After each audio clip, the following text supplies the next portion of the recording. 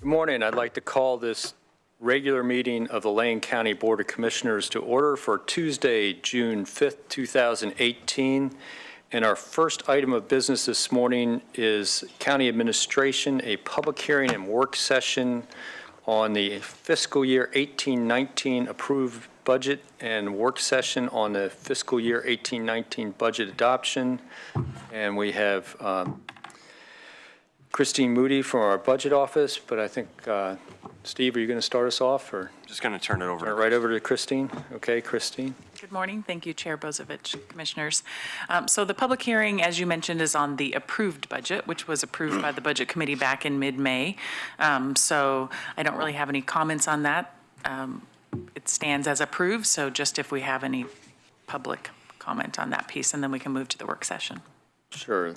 So if there are no questions or comments for Christine, I will open the public hearing. Is there anyone signed up for the public hearing on the budget? Is there anyone here that wishes to speak on the budget this morning? Seeing none, I will close the public hearing on the budget, and we'll move on to, I believe you've got some technical changes for the budget prior to, now, today we're just having a work session. We'll be actually taking action on the budget on the 19th. Correct. So also I want to advise the board that if there's any changes to the budget that you would like to request from the Budget Committee's approved budget, today's the day to request those changes. So. Correct. So thank you, Chair Bozovich. In your packet, you have a few pages of a table that will show you the requests that have come in from departments. So the majority of them are what we refer to as technical. Something changed since they built their budget back in February. There are a total of about 9.45 FTE being added. The majority of those have actually been added in the current year through either supplemental budgets or board orders in the Department of Health and Human Services. So this is just continuing those positions as of July 1st. And so the total changes that you have requested are about 3.4 million. As is required by law, no fund is changing by more than 10% between approved and adopted. So with that, I'm open for questions or comments on other changes requested. So any questions on those revisions to the adopted? Commissioner Farr. Thank you, Mr. Chair. Christine, Ms. Moody, I have no questions regarding that, but while I was gone, the budget deliberation meetings, I made two motions, both of which were passed for small amounts, and I trust that doesn't need to be incorporated into that is incorporated into the regular budget. It was incorporated into the approved budget is what it is, correct, yes. Just wanted the certainty of that, thank you. Yes. Excellent. Any other questions for Christine? So we'll be taking this up for action on the 19th. Yes. Thank you. Thank you. So with that, I will move to adjustments to the agenda. Any adjustments to today's agenda? Seeing none, then we'll move on to public comment. Actually, Mr. Chair, just a clarification. Sure. One of the consent items, I'm not interested in pulling it, but is regarding our CCO. And in the past, Mr. Mokrasky, I've declared a potential conflict of interest. It's never arisen as a conflict of interest in that my wife works for the agency which is our CCO. And I'm presuming that past declarations of potential conflict of interest covers this path, the motion that's going to be carried through the consent calendar. Thank you. And in particular, this one, we're actually accepting funding from Trillium, so it's pretty hard to see where that would create a conflict. So thank you for acknowledging that. Any other adjustments to the agenda today? Seeing none, then we'll move on to public comment. Is there anyone signed up for public comment today? Then any commissioners' issues or other remonstrance this morning? Commissioner Sorensen. I just wanted to say that the announcement on the settlement of the lawsuit involving Comcast and the property taxes that Comcast was contesting they weren't required to pay, and the cities and counties of the state of Oregon are to receive approximately $155 million. And the governor has recommended that when cities and counties receive this money, that it be applied to their unfunded PERS, Public Employee Retirement System, liabilities.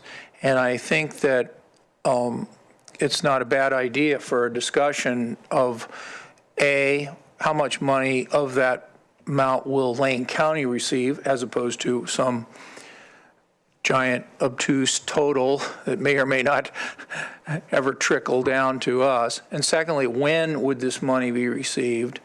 And then what flexibility do we have in what we do with it? Because obviously, the vast majority of the property taxes that are collected by Lane County government do not go to Lane County government. Only about 91% of the property taxes that are collected by Lane County government go to other governments, and only maybe 9% goes to the county and the services we are responsible for. So it could be not a lot, but it could be something that could help us reduce our PERS liability, and I think it's something worth putting on our agenda down the road.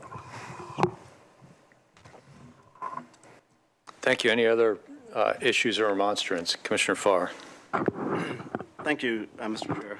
Just to mention this, that St. Vincent de Paul, after much preparation, has opened their youth house on South Willamette Street, which is going to be housing, I believe it's 16 formerly homeless girls who are attending school and will work and move toward advancing their both their careers and their education.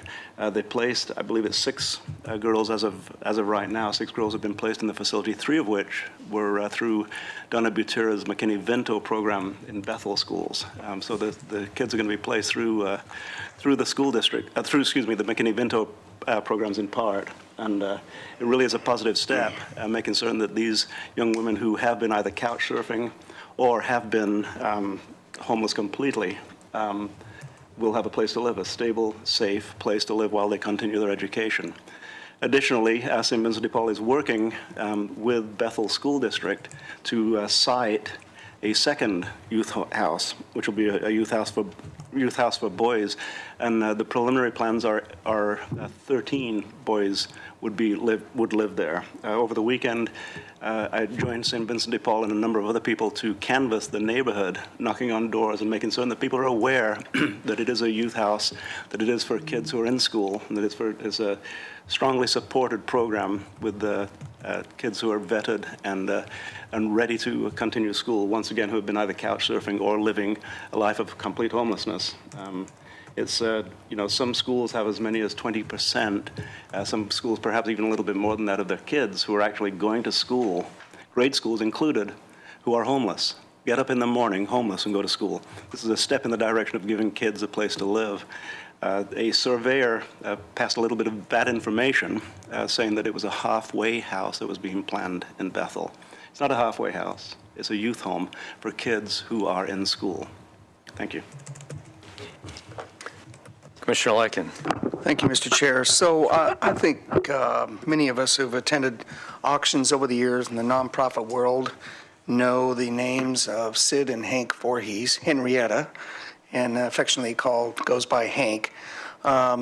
Unfortunately, Hank passed away on Thursday, and complications from surgery. And for those who know the Voorhees, Sid and Hank, Debbie and I spent time with them over the weekend, and they're more than happy to receive texts, notes, phone call, whatever the case may be, if you can reach them. They have family here, obviously, but really, to me, a huge loss, because I know, we often see Sid as the one, he's the auctioneer and he's the face.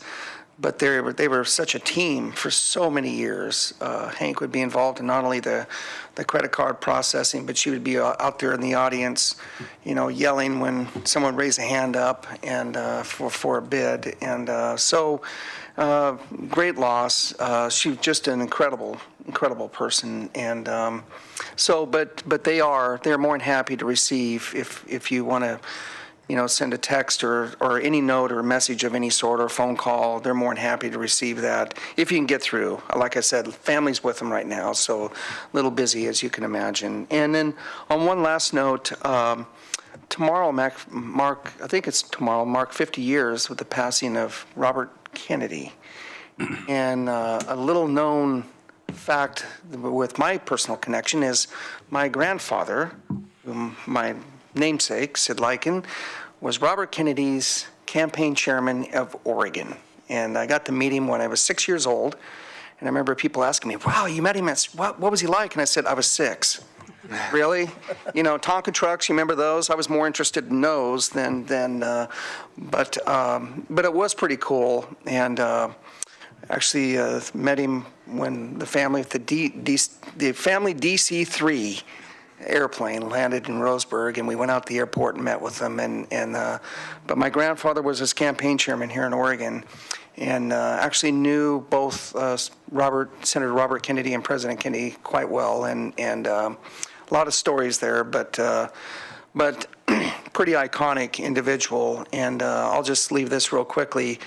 He was very brave, as you can imagine, because late May he actually visited Roseburg, and back in 1968 was talking gun control to folks in Roseburg, Oregon, and was willing to do it and talk about it with the folks there who did not receive that quite well, but they were, here's the difference, extremely respectful. No throwing things, no, booing, none of that. People were absolutely respectful, even though they may have disagreed in those days. But I remember it well because we were actually sitting on the courthouse in fact, I was sitting where my grandfather had us sitting. I was one seat away from where he was on the podium when he was talking, so it was pretty vivid. And pretty excellent. And then, of course, a short time later, he would be assassinated, which really was devastating for the country at the time. But I just wanted to bring that up. Thank you, Mr. Chair. Thank you. Any other remonstrance? Seeing none, then we'll move on to employee recognition. And Mr. Moka-Heisky, I think we've got somebody we're recognizing this morning. We do. Thank you, Mr. Chair, and I want to invite Captain Dan Buchwald up here and the sheriff and chief deputy here as well, and invite everyone to come up if you'd like.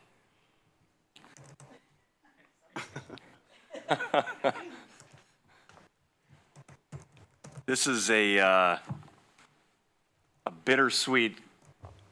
Have a seat here. Make yourselves comfortable. Can you fit in the chairs with all the gear you have on? Literally. This is a bittersweet recognition, as Captain Buchwald is retiring officially next week. I have 10 days left. 10 days. 10 days left. So this is bittersweet. And Captain, you all know Captain Buchwald. He is a treasure. And I know that the sheriff's department is certainly going to miss him, and our whole community is.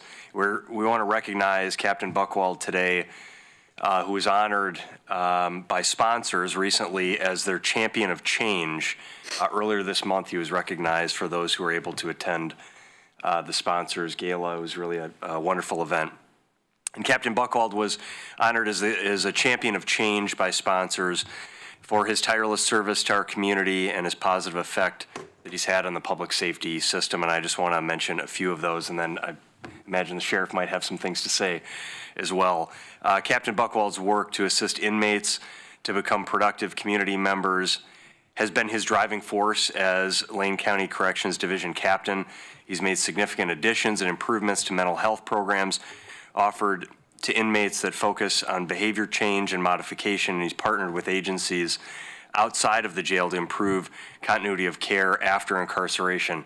We oftentimes have heard the sheriff talk about how the jail is the largest mental health institution in our community, and these three individuals, and Captain Buchwald in particular, would be, I think, the first to say that the jail is not the right place to treat individuals with severe and persistent mental health issues. And so the work that this team and Captain Buchwald have done is really commendable. Inmates at the Lane County Jail with severe and persistent mental health issues now have access to 3 behavioral health specialists from Lane County Behavioral Health. If you recall, we included funding for those positions in our recent budget last year. These specialists provide individualized care, conduct group therapy sessions, and work on discharge planning to ensure services are continued after the inmate is released. This includes connecting inmates with the resources in the community to ensure they receive services outside of the jail. Really interestingly, and I think I shared with the board, when Commissioner Lyken and I were at the NACO Legislative Conference in March, and I attended the National County Administrators Association Idea Exchange. There was talk about mental health in the corrections system, and I shared the work that was happening in our sheriff's office, socialization programs for both male and female inmates that have been made possible through collaborations with the jail medical provider, including twice-a-week group therapy sessions that involve art and music therapy, coping skills, yoga, and progressive relaxation techniques that are geared to help inmates manage stressors that would have normally been the precursor to a mental health crisis. We don't typically think about yoga in the jail, and I imagine you probably caught some grief for that. But these are evidence-based practices that the sheriff's office has implemented, and I think really demonstrated great success. And I shared those with peers at the national level about what we're doing here, and it was deemed to be really a leading practice and very innovative and effective in many ways. Captain Buchwald has worked with government and private organizations to provide increased transitional programming using evidence-based reentry services to assist inmates in transitioning back into the community. The programs have been born from Captain Buchwald's vision of assisting those with mental illness while inside the jail and providing the resources necessary to maintain healthy lifestyles when they're released and back in the community. This is the model we oftentimes think about with sponsors, the reentry program, but the sheriff's office and the jail is really the first place, one of the first places to start dealing with these individuals. It's why we added a probation officer to work with offenders in the jail and 3 behavioral health positions in the jail, was to work with those individuals as they're transitioning out. And that concept was born from the work that Captain Buchwald and the sheriff's office has done. It's just, in my mind, and working in 3 counties and 3 states, it's revolutionary work that's happening here, led by the public safety officials. That's not always the case, that you have your sheriff's office that is leading those efforts. And I hope that I know the board understands that, and our organization, I hope the community really understands the way that the individuals in our sheriff's office have led on these fronts. So Captain Buchwald and the sheriff's office efforts have increased safety both for jail staff and for inmates, and they've helped position inmates to be successful upon release. So after 28 years, Captain Buchwald is retiring, and he's earned that, the ability to go on and do other things. And we know that you've been actively involved with Veterans Legacy and the Forest Work Camp efforts, so imagine that you'll be doing some work there. And we're sorry to see you go, and we're going to miss your leadership and contributions here, but thank you for everything that you've done. And I want to turn it over to the sheriff if you have some additional comments. Thank you. I do want to pile on a little bit with Dan here. I'm very proud of the sheriff's office, and I'm very proud of our jail and our jail leadership, and that is in no small part due to Captain Buchwald's leadership over the years at the jail. One of the things that was a little difficult to get sort of understand and then ultimately embrace when I became sheriff was the magnitude of the mental health issue affecting our jail and all jails across the country. And so we had a lot of conversations with our executive team and with our jail management. And really, we discussed those issues. We determined the depth of the problems and what needed to be done about that. And And as sheriff, I get a lot of credit for that, but all I did was authorize the jail management team to move forward. And the programming, the housing accommodations, everything that's been done in the jail to address behavioral health and to effectively manage that population has been directly under the leadership of Captain Buchwald. And I firmly believe it has improved the lives of those suffering mental illness within our jail. It has made them safer in our jail. It has made our staff safer in our jail. And I think, without a doubt, they are better positioned to leave the jail and be healthier with the relationships that we have been able to manage through our behavioral health contract and the caseworkers there. So tremendous work that's been done and great leadership by Captain Buchwald. So I definitely owe him a debt of gratitude on positioning our jail to be, I think, is a leader in Oregon in how we manage and address the behavioral health issues. So with that, my personal thanks to Captain Buchwald. Thank you, Dan.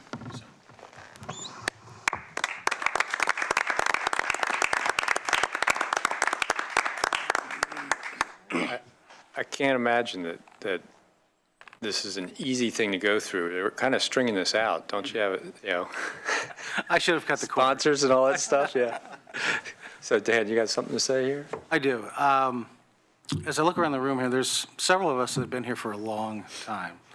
And we didn't have this kind of collaboration 25 years ago. We didn't have it 20 years ago.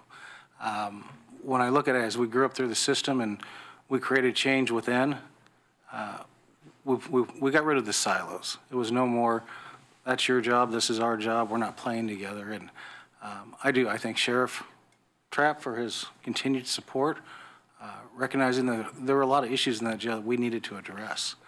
We needed to change the culture of the jail and really look at our community as how are we helping each other out? Knowing that we need to believe in forgiveness, we need to look at second chances. I didn't meet anybody that was in the sixth grade that said, I want to grow up and go to jail. Everybody has a backstory. So I am blessed. I've had just a fantastic career. I've got to do things that most people don't. And it was with the support of the folks I worked with, being a little different, being a little aggressive sometimes, always trying to maintain the humor to things as well. I'm still the funniest person I know. So it's been an honor, and I look forward to the next chapter with Veterans Legacy and maintain the relationship with the jail. I still think we have too many folks in jail that have the moniker of inmate that need the moniker of veteran. Strengthen the relationships with Lane County Behavioral Health, with the VA, and really addressing the local needs here because we have so many veterans here. And I won't go into that spiel, but the work's not done. So again, I'm honored, I'm humbled. That doesn't happen too often. I'm kind of at a loss for words. So thank you very much. Thank you, Dan. Comments from the board? Commissioner Farr. Thank you. Lots of comments that I could make. I try to make them as they come up rather than save them up, Captain Buchwald. But you have made a tremendous difference. There's just one thing I'm going to mention. I write down quotes from time to time. And I just wrote down a couple of quotes, one from you, Sheriff Trapp, and one from you. But the one I wrote down was from, I believe it was 4 years ago. I serve as our liaison to the Mental Health Advisory Committee. And you came and made a presentation regarding addressing behavioral health issues in the jail and mentioned some of the statistics that the sheriff just mentioned regarding how many people are suffering from and need treatment for behavioral health issues inside the jail. And that if we simply incarcerate them, we're not doing anyone any good. You made a rather lengthy presentation to the Mental Health Advisory Committee, and afterwards, after you left, the quote that I wrote down was, "He speaks the language." To me, that's one of the great compliments that I've ever heard about anyone, is that you weren't reading a script. You're actually, from your heart, talking about the services that you provide in the jail, specifically toward folks who have been thrown in jail, incarcerated because of behavioral health issues that otherwise really need treatment for the issues. And the criminal activity that got them into jail is an adjunct to the treatment that they actually need for the behavioral health issues. Well, you're doing it, and you've driven it, and you're making it happen. I'm excited about your post retirement work, I think that that's when we'll really see some fruition of the what really is deep inside of your heart and deep inside of the work that you have done. Thank you, Captain Buchwald. Commissioner Sorensen. Thank you very much to Captain Buchwald. I just want to say I really appreciate your remarks today and your significant service to the people of Lane County. One thing I wanted to add or supplement is what you said about the working relationships that did not exist 20 years ago and do exist now. And since I was a part of that history, I'll just say that first of all, I totally agree with you that at the elected official level, the sheriff, the DA, the Board of Commissioners, the people that are under these television lights, they did not have that agreement. And I think it's fair to say that at the professional level, not that we're not professionals, but at the, say, level of people that come into public service as police officers, as corrections officials, in other public roles, that the degree of cooperation wasn't there. And I think over time, and it's because of the leadership that you exhibited, over time, we've come to a better understanding of how to deal with mental health issues and corrections issues. And I think the community is safer for it as a result of this, really great partnership that we've pulled together. And I also want to say, just on a personal level, it's good to see you have good post-retirement plans. They're all firmed up, but I also would encourage a little flexibility, a little fun, and you've earned that, and thank you so much for your service. Commissioner Williams. Well, I've only known you for like a year and a half, but I can tell you every time we've met, I've enjoyed that opportunity. I particularly appreciate the humor that you bring at just about every turn. But I also appreciate the great job and the work that you and the Sheriff's Department have done at the jail. And so I'm reminded of Scripture. Well done, good and faithful servant. You have done good work, you have been faithful, and you have been a great public servant to those folks in Lane County. So thank you for that. Commissioner Lycan. You know what, I have nothing more to add, but other than to say, I just want to say thank you very much. And I really, the last time we had our tour together to do the certification and so on and so forth, I just really appreciated really going through. And the thing that really stands out for me was the respect that you gave those incarcerated, but those who are incarcerated, the respect they gave back to you. And that was really, really impressive.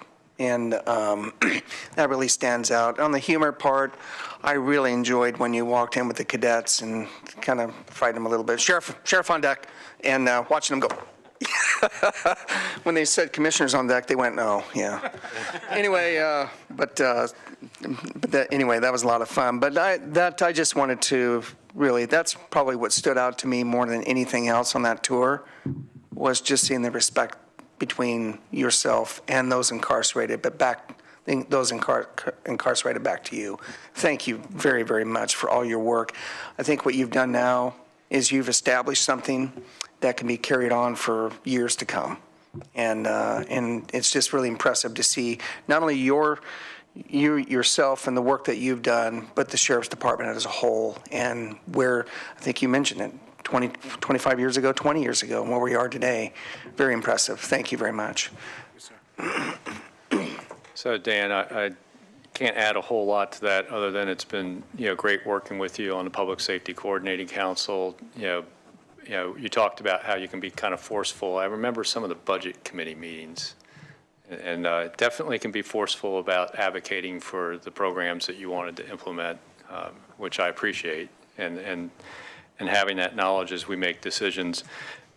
It's interesting that yoga has kind of come into play with all this, but what we're hearing yoga over and over again, as we got a report a couple weeks ago about how we're managing to reduce the use of opioids in our clinics.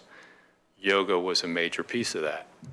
Now we're hearing yoga is a major piece of maintaining mental health for some of the folks in the jail. So I think, we need to talk with Mary Miller, Mr. Mokrzycki, about, we need to do yoga as the board and the county administration or something, to reduce our stress and help us perform better. So we'll have to thank Dan for maybe bringing yoga into our life or something like that. But I do know that Dan is starting to enjoy retirement, because I think I remember getting emails or texts from him when he was in Hawaii while we were trying to do some public safety coordinating council stuff.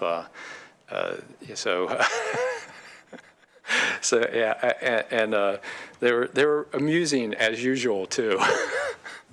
So he is starting to enjoy his semi-retirement at this point, but I'm sure he's looking forward to full retirement. But I am also, as Veterans Legacy is in my district, and I have lots of folks in Lorraine that are very interested in that success of that.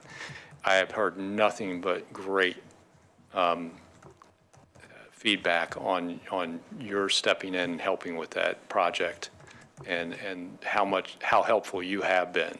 So I look forward to the success of Veterans Legacy as you continue to be involved with that. But I wish you all the best and enjoy your trips to Hawaii and other entertainment that will come in between all the hard work that you do. And I really appreciate your service to the county, because you have been one of those changes from within, where we've changed and are leading the nation, really. When we adopted the Stepping Up initiative as a board, we were just confirming something that you guys were already doing.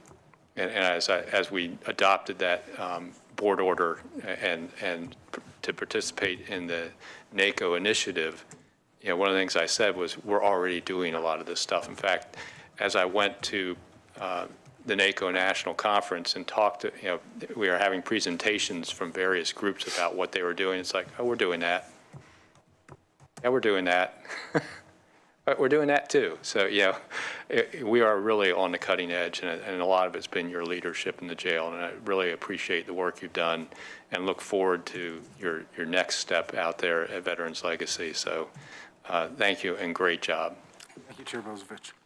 Mr. Chair, we're going to, as we typically do, I'll present this certificate to Captain Buchwald, and then we're also want to present our challenge coin, our Lane County challenge coin, to Captain Buchwald. This is oftentimes, challenge coins are used in the military and public safety environments, and I think I've given out about half a dozen of these in the past couple of years, and intentionally, that they go to individuals who really exhibit who we are, the best of who we are as an organization.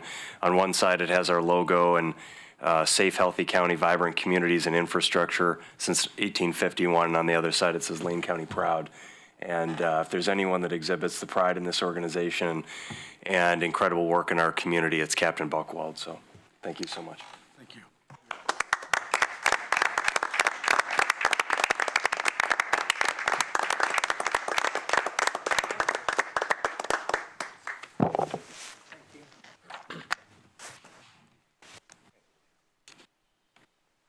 Congratulations, good luck.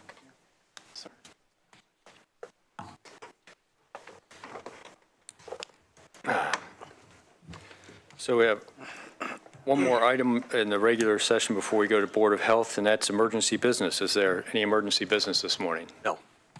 Any from the board?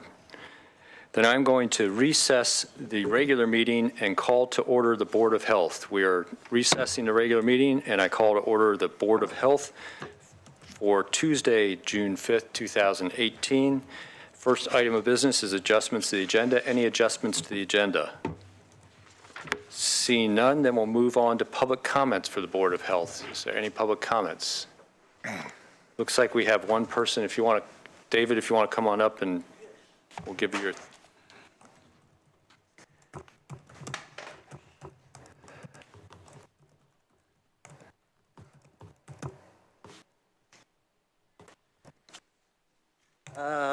About less than a year ago, my name's David Piccioni. About a year ago, or a little bit less, I started collecting flowers and drying them with leaves also, flowers and leaves, and drying them, hoping that they maintain their color. Then I would go to the thrift stores and buy frames and take out the paintings that were there and throw them out. And I've been gluing these flowers onto these frames. And they do eventually lose some of the color, but the shape stays there, and sometimes the colors change from one to another, so it's still pretty. And I was thinking, well, like, what can I do with this? And I was thinking, well, I didn't just come up with this idea right now with these officers, but I think I would like to be able to donate it to a place where there are no flowers, where there are no leaves. And I got about almost 50 of those made, and they're on my blog, which is my full name, David Ivan Piccioni, without any spaces, .wordpress.com. And there's a lot of really nice ones, and I would be willing to donate them to the jail here and to jails all over wherever they would accept them. And since they are made of glass, they would probably have to be protected with some kind of plexiglass or something in case somebody bumps against it so they don't break. But I think this would really lively up prisons and even mental health institutions. So they're on my blog together with all the letters to the editor that I've ever written. And davidivanpiccioni.wordpress.com. So if you like them, you can let me know. And be willing to donate them. Thank you. Thank you, David. Any other public comment this morning? Seeing none, then we'll move on to Commissioner's response to public comment and/or other issues or remonstrance for the Board of Health. Any Commissioner's response? Seeing none, is there any emergency business for the Board of Health? No. Then we'll move on to item 5A, which is Order 1806-0501, in the matter of approving submission of comments and input to the U.S. Food and Drug Administration for consideration in conjunction with proposed rulemaking regarding the nicotine levels in cigarettes, flavored tobacco products, and regulation of premium cigars. And we have Ms. Gaffney here. Yes. Good morning, Chair Bozovich and Commissioners. Christy Inskip, Senior Community Health Analyst from Public Health, is joining me today. You may recall that she coordinates our tobacco prevention efforts and certainly has been lead on this particular project. So our approach this morning, as you know, it's been a long-standing priority for the Board of Health to address tobacco issues in our community as the leading preventable cause of death, and to do that at a focused policy level. And there has been an opportunity in the past for the board to submit comments to the FDA as they're doing their rulemaking process. And we saw this as another opportunity for the board to have influence into that process. So I've asked Christy at a high level, particularly for anyone in the viewing audience who may not have the packet in front of them, to talk about the three comment letters that we're proposing the board consider submitting, and then we'll leave plenty of time for discussion and questions on that. Thank you, Chair Bozovich and Commissioners. So as Karen mentioned, you really have set a precedence in the county to use our Community Health Improvement Plan as a guiding document. And that plan identifies tobacco use and prevention and reduction as a priority. And one of the objectives in that plan is to address the main drivers of youth tobacco use. And in March of this year, the FDA released these 3 advanced notices of proposed rulemaking and requested comments. And so the letters before you address these 3 areas. The first is to develop a tobacco product standard to set the maximum nicotine level for cigarettes. So because tobacco-related harms ultimately result from addiction to nicotine in products, causing repeated use and exposure to toxicants, the FDA is considering taking this action to reduce the level of nicotine in these products so they are minimally addictive or non-addictive. So the letter before you states that Lane County supports the FDA in setting a maximum nicotine level that covers all combustible tobacco products such as cigarettes, all cigars, all so-called heat not burn products, water pipe tobacco, roll your own tobacco, and pipe tobacco.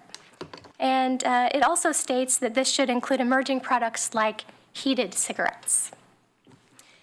So every day, more youth are becoming addicted to tobacco products and acquiring a lifelong struggle with addiction that ends in death for most, unfortunately. Immediately reducing the nicotine in combustible tobacco products to non-addictive levels would prevent youth from becoming addicted in the first place and save millions of lives. The second area before you, the second letter addresses regulating flavors in tobacco products. The FDA desires to obtain information related to the role that flavors play in tobacco products, especially about how flavors attract youth to initiate tobacco product use. The letter states that Lane County supports the FDA in prohibiting menthol as characterizing flavor and all other characterizing flavors in all tobacco products. A little background, the flavored nicotine products are serving as a gateway to lifetime nicotine addiction. Flavors can mask the harsh flavor of tobacco, making flavored tobacco products easier to use and increasing their appeal among our youth. The combination of nicotine and flavoring targets young people. During the Lane County retail assessment we conducted at H&HS in 2014, we found that flavored products were widely available in Lane County with more availability, lower prices, and more advertising appealing to kids in rural areas. And over the past few years, we've seen an increase in tobacco use among our youth, including a 450% increase among vape products. And we know from our data that about 2/3 of our youth who report using tobacco say they use flavored products or vape products. And we have also heard from our local, we've had several reports from local parents, educators, law enforcement, and youth that there's an increase in this new novel product called Juul, Juul, which causes a specific concern because they are flavored and always contain nicotine. And we have received reports that youth are using them at school, on school grounds, and even inside of schools. So we also know from the research that more youth use flavored products than adults. And also, a new study shows that one of the main reasons youth are using vape products is because of flavors.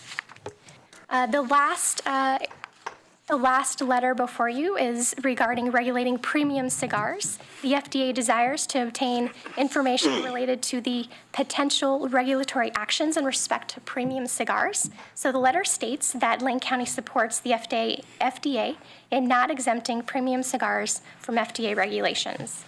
So it was actually in 2016, the FDA issued their final deeming regulation regarding tobacco products and determined that the agency would regulate all cigars, including premium cigars. And in that rule, the FDA concluded three things. They concluded, 1, that all cigars pose serious negative health risks. 2, the available evidence does not provide a basis for FDA to conclude that the patterns of premium cigar use sufficiently reduce the health risks to warrant exclusion. And 3, premium cigars are used by youth and young adults. And we have seen from our data that, in fact, cigar use is increasing among our youth, especially we see our young males in Lane County are using cigars at a higher rate than cigarettes. So to conclude, according to new research just released, this policy, if it was put in place by 2020, about 5 million additional adult smokers would quit smoking within 1 year after implementation. And by the year 2100, only about 1.4% of the U.S. adult population would smoke, in part because it would prevent more than 33 million people from becoming regular smokers. And more than 134 million years of life would be gained among the U.S. population, and more than 8 million premature deaths from tobacco would be prevented. All right, so those are the three letters that we've prepared for your consideration. And again, I think this is a terrific opportunity to pick up the thread of conversations the board has had over the years of really hoping that tobacco regulation can happen best at the federal level and at the state level. So it's an opportunity to influence that conversation. We're happy to answer any questions. Commissioner Farr. Thank you, Mr. Chair. Just a question. I may have a little bit of a comment subsequent to this. As we move forward with what are fairly aggressive, perhaps not aggressive enough, rules and regulations surrounding nicotine use, and our Board of Health and the Board of County Commissioners has exhibited full support for the direction that we're going. What I'm interested in, and I don't really expect an answer right now, is a report back on the progress that some of our initiatives are making on, for instance, the numbers of youth beginning smoking cigarettes. And if we can track the number of folks who stop smoking cigarettes.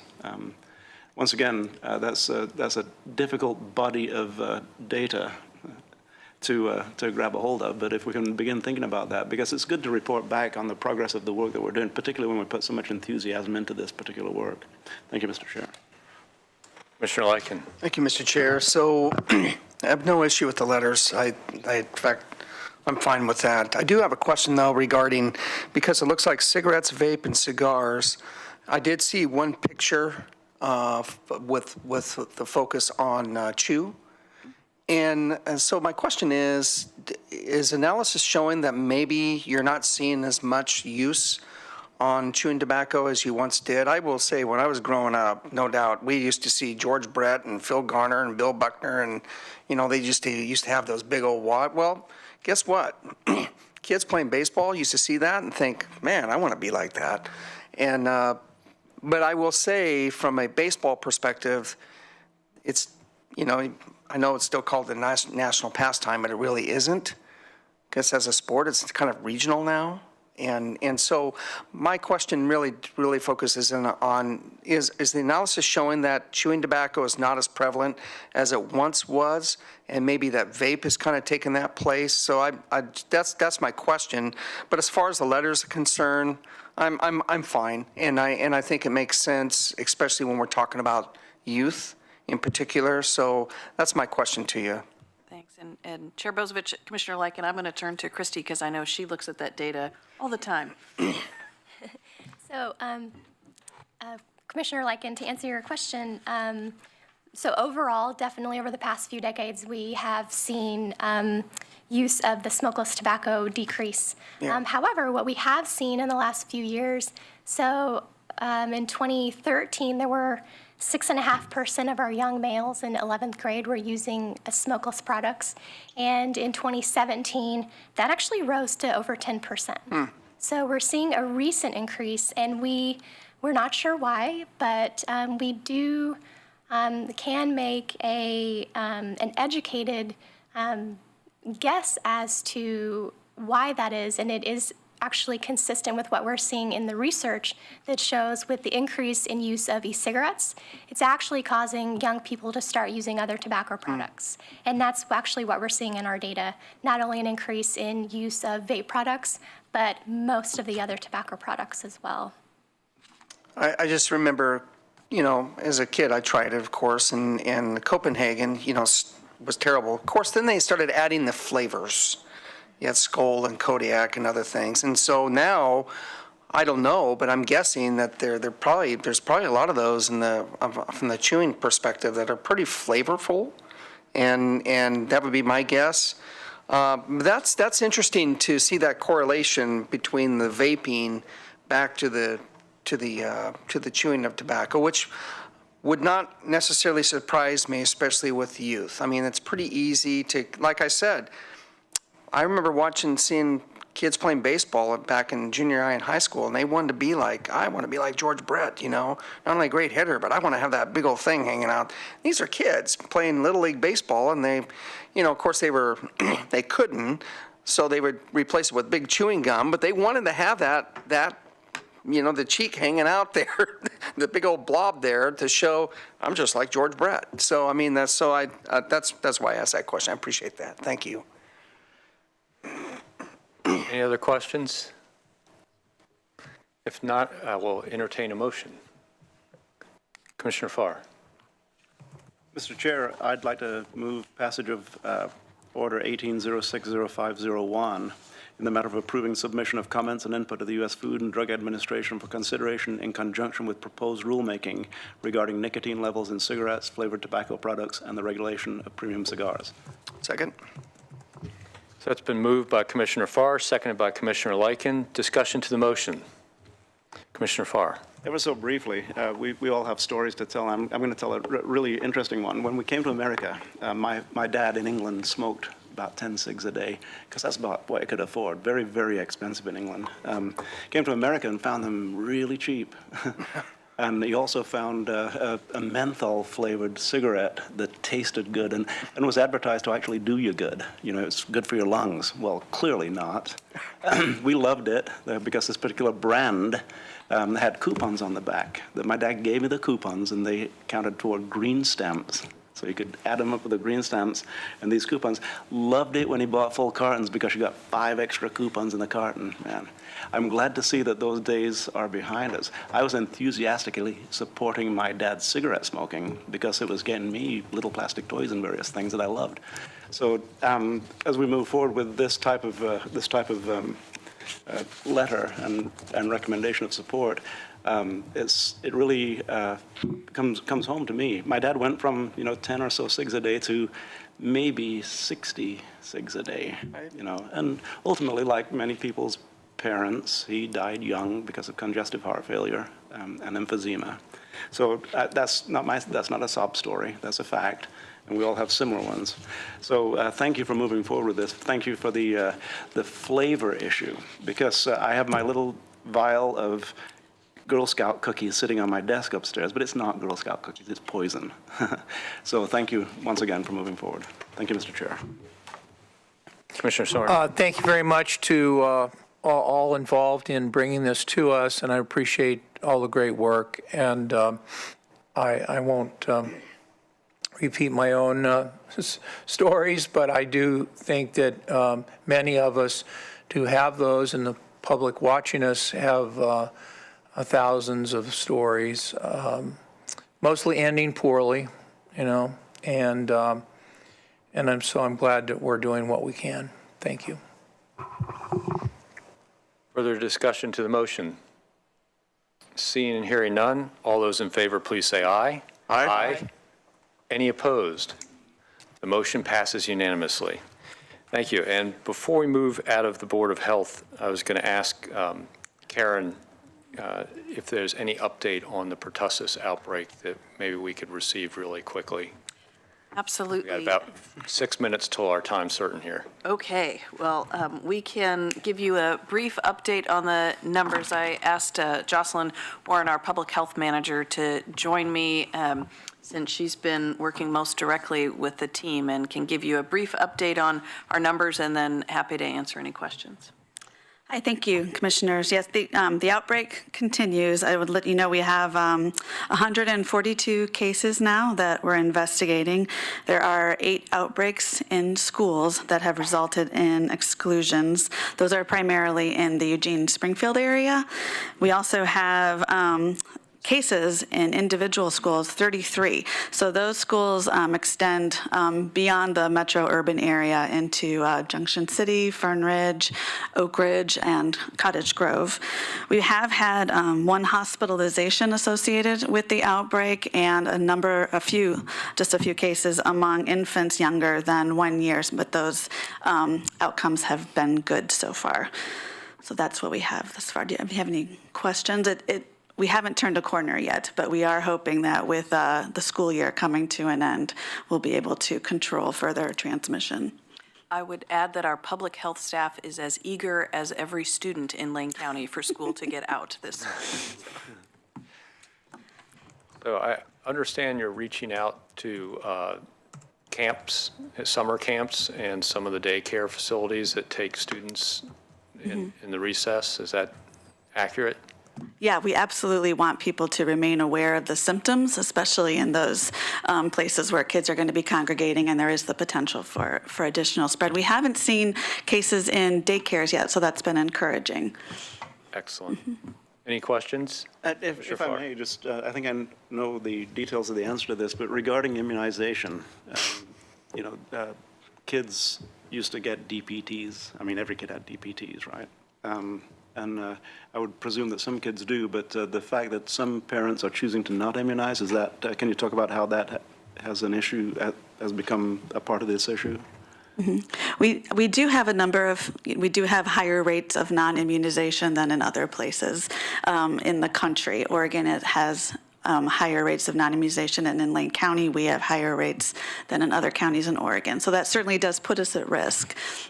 We are seeing cases, of course, in people who are immunized. Once we have an outbreak, it can overcome immunization among a number of people. So it's a mix now. The immunization provides a slowdown, or even perhaps it would cause the entry of the outbreak to start, the outbreak to start, the immunization. And Thank Chair you. Bozovich and Commissioner Faragas, I would just add absolutely that the vaccine is our most important and effective tool in containing the spread of the outbreak. So absolutely, all the time, we are encouraging everyone to keep their immunizations up to date. And when we have an outbreak, as we have right now, I think some parents have been surprised that even though they sign they waive basically having their child immunized, and in normal circumstances, if they go through the proper process, that child can still attend school. If we have an outbreak, those children are considered susceptible and they are excluded from school. And so when Jocelyn talked about school exclusions, it's been heartbreaking to need to exclude students from school, particularly at this time of year. But in order to protect the health of those schools and the overall community, if we have children who are not immunized and in a school where there's an outbreak, we do need them to stay home until they either get the vaccine or if they have pertussis, get the sufficient treatment to be able to return to school. So it's an important issue for us. Thank you, Ms. Gaffney. So, Dr. Warren, DPTs are not outmoded and are in fact encouraged. Thank you. Commissioner Williams. Thank you, Mr. Chair. Brief question. For those who have been immunized, how long does that immunization stay effective? I don't think that there's really good information on that, and it might vary a lot depending on the age at which you receive the immunization. I can't answer that really well. I could ask our health officer and get back to you with a better answer, but it isn't clear actually at this point. It does appear to wane over time, but how much and over how many years is not very clear. So far, they are not recommending as a normal course that people receive a booster of that after, say, like 10 years tetanus, where we're asked to get a tetanus booster, but that can change in an outbreak situation in which a lot more people are vulnerable. Just a little follow-up. Personal experience after this outbreak occurred about a month or 5-6 weeks ago. I was at my pharmacy getting some prescriptions, and I asked my pharmacist where I was on pertussis. Mm-hmm. And she looked back on her thing. She said, "You're okay." But it indicated, I believe that was maybe 4 years or so ago. So that was the nature of my question. I know tetanus is like a 10-year run or something like that. So that was really the nature of my question. I'm thinking there's tetanus at 10 and the other one at whatever. And Commissioner Williams, just to answer that, because I think that's a great question for people who may be watching the meeting from home. We've adopted the recommendations, the schedule that the CDC publishes, and so it does depend on the age. But for adults, that this the system right now has the pertussis shot along with the tetanus. So when you get your 10-year tetanus shot, you also are getting a renewal of your pertussis vaccine. So that's the schedule at this point that we're recommending to people. And it's interesting because more adults in my experience can tell you when they had their last tetanus shot than when they've had their pertussis shot. So that's typically what I would ask them is, when did you have your tetanus shot? Okay, if it's been more than 10 years, you absolutely should get another vaccination. And if I could have one more, adults should get their flu shot every year. Yes. And if you're over 60 or 65, get the shingles shot. As well as the pneumonia shot. say. Pneumonia, Pneumonia vaccine. We're also trying to increase that as well, yes. We're doing a pilot project to increase All the pneumonia above, yes. vaccination. Mhm. Important. Thank you for the impromptu. Absolutely, thanks. Thank you. So I'd like to adjourn the Board of Health and reconvene the regular meeting of the Lane County Board of Commissioners for Tuesday, June 5th, 2018. And I'm going to skip down to item 8A, which is a 10 a.m. time certain, which is a discussion authorizing Class 4 all-terrain vehicle access on county roads. And we should have Dan Hurley, now our Public Works Director. I can cross out that interim. Yay. It's in the agenda here, so Thank you, Commissioner. congratulations, Dan. Thank you, Commissioner. Good morning, Board. I'm here to talk with you again about the issue of allowing ATVs, particularly Class 4 ATVs, on roads, county roads around the city of Oak Ridge. We last spoke on April 17th in response to a request from the mayor of the city of Oak Ridge to allow authorization on county roads. And we had a good discussion around that, about some of the safety issues, some of the enforcement issues. And the board expressed interest at that time on exploring this on a trial basis, but we didn't really define specifically what that meant as far as which roads and duration. So I'm returning at this time for more direction. I was approached by the city's representative after our discussion with sort of a bigger ask, and that map is in your packet there, of almost 22 miles of road. So I would like direction. I have some recommendations or some alternatives and options listed in your packet, and would like to know if you're interested in exploring just the previous ask, which was the priority road going out to Kitson Springs Road, or the full ask of those almost 22 miles of road, and then some direction around the enforcement piece of that. We have the sheriff here today. We can have some more discussion around that. The mayor is here today, as well as his representative on this issue, Mr. John Omlid. So planning to bring back an ordinance to you that outlines what we would want for insurance requirements, license requirements, that sort of thing, but would like to have more direction on which roads specifically and for what duration, and also if you'd like to address the enforcement issue. So, questions or comments from the board on this? I'll start by noting that I have received a couple unsolicited emails in support of the proposal to allow access for the Class 4 ATVs on county roadways. In particular, one from the Florence region, from the club down there, that is hoping to see if this pilot will work out and possibly be able to expand it to some of the coastal roads to allow better access to the dunes. So, as I look at it, I understand why the city is asking for the additional roadways, because there are additional areas that those folks like to ride. It's not limited to the one Kitson Springs access. So I kind of support the request for the full 22 miles that they're requesting. And I think a one-year trial period would be helpful in at least being able to look at, have we had an increase in accidents? Has there been an issue with enforcement and response and all those various things? And the ability to look at that pilot and then decide if we want to re-up for another year, whether we want to make it permanent, whether we want to rescind rescind the pilot, but I think a year is a good amount of time because it'll cover a full season of recreation on the spectrum. But I'm, personally for me, I'm okay with the full 22 miles and a 1-year period, trial period. Other commissioners, Commissioner Williams. Thank you, Mr. Chair. I'm in full support. As the chair indicated, his preference, they are mine as well. Further comments or questions from the board? So you also asked the question about enforcement, and there's a couple recommendations in the memo about requiring the city to enter into an IGA to compensate the sheriff's office for increased patrol, or designating the areas with the city of Oak Ridge as first responders for those county roads that have ATV access.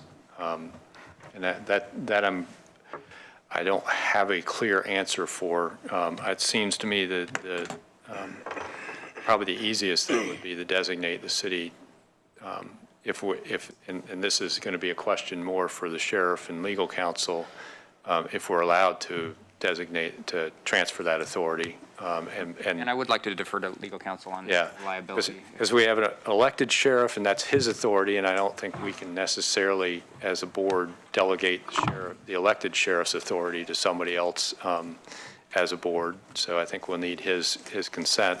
But I'll look to county council on those two options. At the Chair and members of the board, I think number one, it would require at a minimum that the sheriff would agree to it. But my concern, of course, would be who is going to represent and indemnify the county for claims brought as a result of these ATV collisions during that period of time. Because if we authorize what we're not, this is a discretionary act is what I'm saying. So we are assuming the responsibility for potential claims that are made against the county as a result of any kind of injuries or accidents that occur on these roads with ATVs. So as part of that, any IGA with the city, I would recommend that the city agree to represent and indemnify the county for any claims made as a result of these ATV accidents on the 22 miles of road. Lake County, I believe, is allowed access on county roadways. Have they required indemnification there? Isn't there a state law that allows counties to allow the Class 4s? There is, but what they do is they go through an entire study and evaluation process, which we're skipping. That's the process that I was going to recommend, but as we found out, it's limited to state. Limited to state. Now, there would be nothing prohibiting us from going through that process, mirroring it, but that's where they go through, and they go through all of those different issues. That's what's in the state statute. They look at safety issues and does that insurance and still prevent liability on part of the county part if they adopt allowing Class 4, even if they go through the study? I don't know that it would eliminate it, but it would certainly, they would presumably make changes or prohibitions that would limit the risk. Commissioner Sorensen. Okay, so help me with this, but my understanding is one of the issues is the extent of the pilot. Is it one part of the county? Is it the whole county? Is it 22 miles of the county? And could you just narrowly answer that question? Are you making a recommendation that we do the 22 Two miles? options that I put forward to you, Commissioner, are one is their priority road, which is the route out Kitson Springs Road. How many miles is that? I think that's about 6 miles. Okay. Is that correct? And then the other one is this map in your packet of almost 22 miles. So at this Okay. point, we're not recommending beyond that. I know there's interest around the city Okay. of Florence, but I'd like to explore that a lot. So the 22 is also around the Oak Ridge area? That's correct. Okay. So have you discussed this with Oak Ridge about them signing an agreement saying, okay, we've got legitimate law enforcement issues, the sheriff's talked about that. We have legal issues in terms of defending and indemnifying the county for what happens on these roads. I mean, they're here, but We have what's not your? explored that. We You have could- not? no, Okay. no. And is it your view that they would agree, or you don't know? I don't know. Okay. Well, I guess at some point, I'd like to hear that that's okay with you guys to assume that responsibility. And on the mileage, the 6 versus the 22, my view is that if we have a limited period of time, like 1 year, to evaluate this, and we have the indemnity, then I'm fine with the larger component of it, because the city can address, well, what's this going to cost to pull this out? But I would like to remember that this indemnity has got to be backed up with something other than the city's, ability to tax its residents. That it reminds me of this story about if you owe somebody $5,000 and you don't have it, you're in trouble. If you owe someone $5 million and you don't have it, they're in trouble, okay? So that's what's coming to mind here in terms of the ex-country lawyer, that we want to make sure that if it's a pilot, fine, we can go with the larger, mileage, but we got to also make sure that there's the agreement. Yeah. Chair Bozovich, Commissioner Sorensen, yeah, I don't know what I'm almost 99% sure that they're insured through city-county insurance. I'm confident they're not self-insured.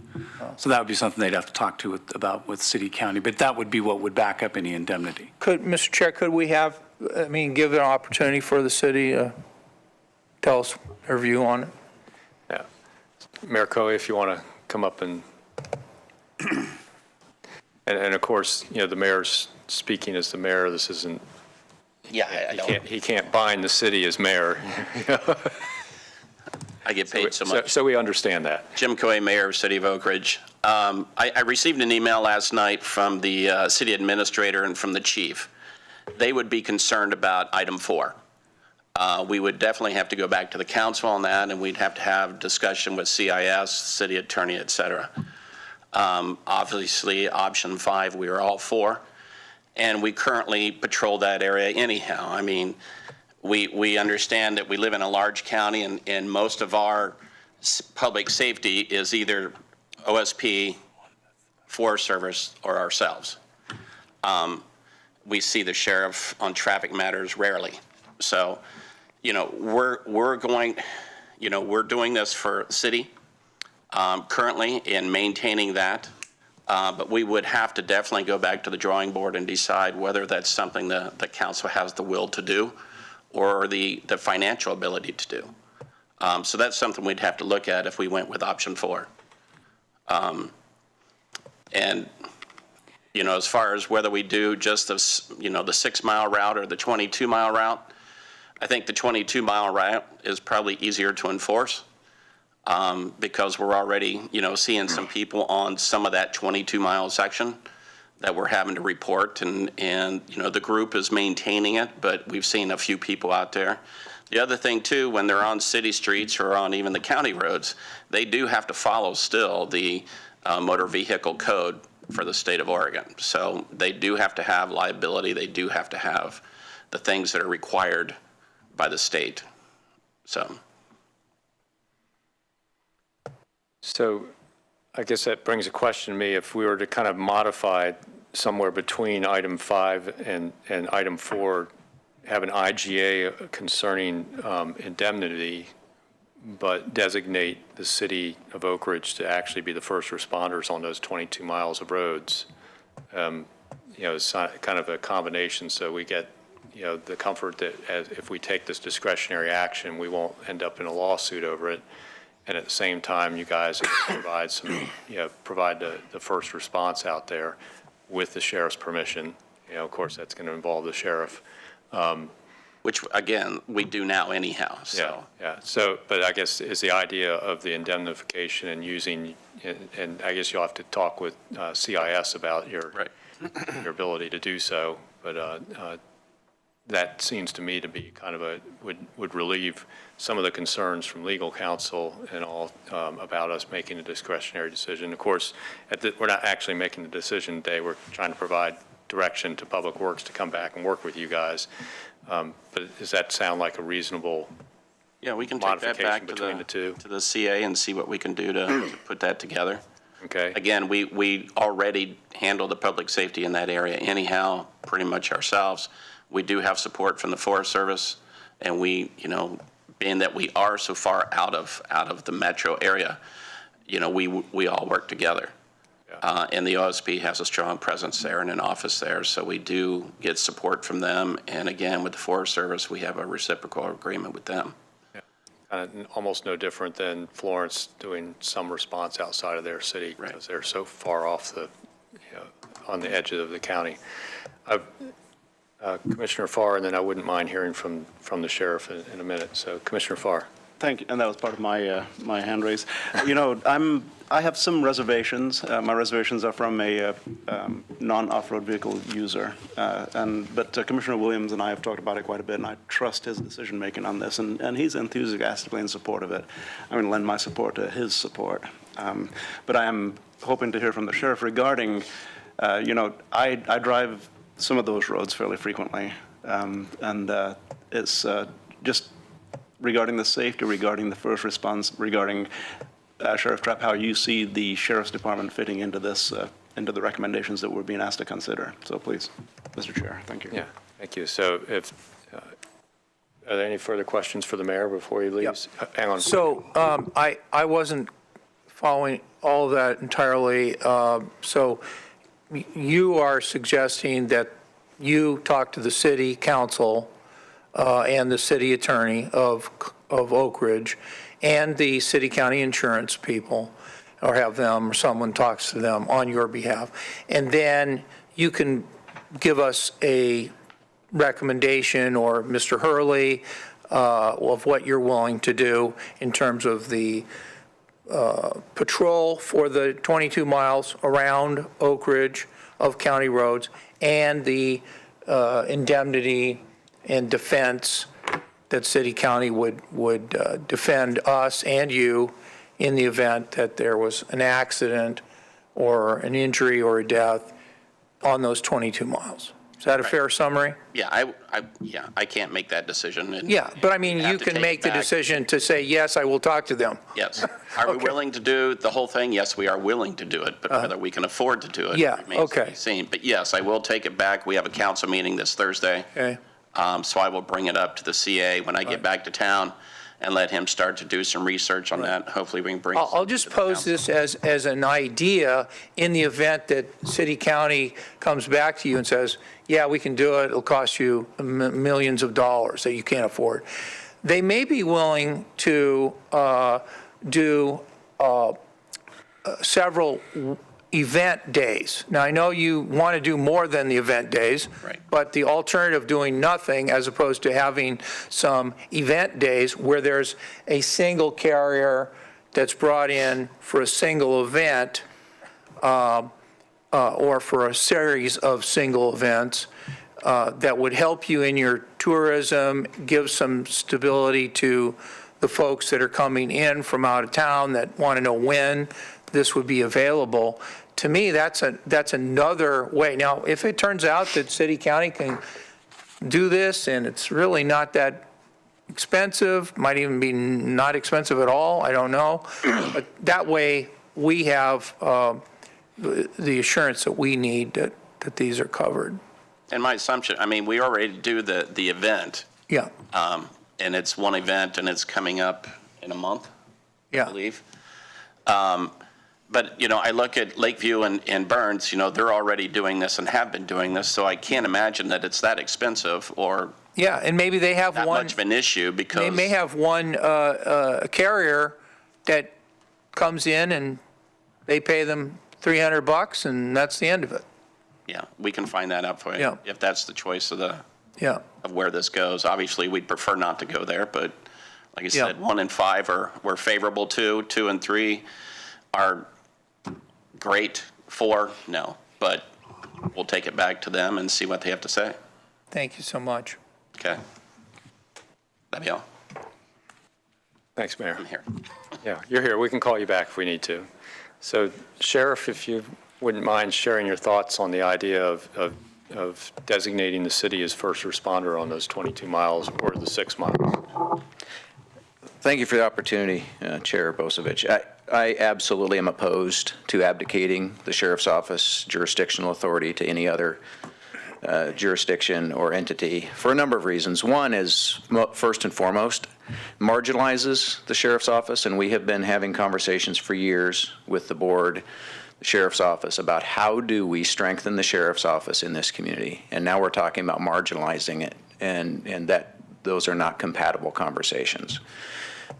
We need to have conversations, continue conversations on how do we strengthen public safety across Lane County for all of the benefit of all of our residents of Lane County, so that these types of events can have effective public safety wherever they spring up, not just for Oak Ridge, not just for Florence. So I think it's bad policy to consider this as an option. I will not support it. I will not only not support it, I will oppose it. And I'm not sure, I'd have to have the mayor speak to it, but he made mention this morning, but also last time we had this conversation, that they are providing a first responder response if there's events. I would agree, maybe they're doing that, but first response is not in-depth investigation. And I think that the reality is going to be, if we have a major event, somebody's injured or killed, the Sheriff's Office is still going to have to send deputies up there to be part of that investigation. I also have concerns if the city has an indemnification clause and their insurance is covering, that the county still potentially has the liability, and I think the quality of investigation is important and a critical part of mitigating the county's liability. I have confidence in our deputies to provide quality investigations and quality services in that area. We have very professional staff that do a really good job when they can respond, and I understand the deficit here is our ability to respond and be proactive in the enforcement.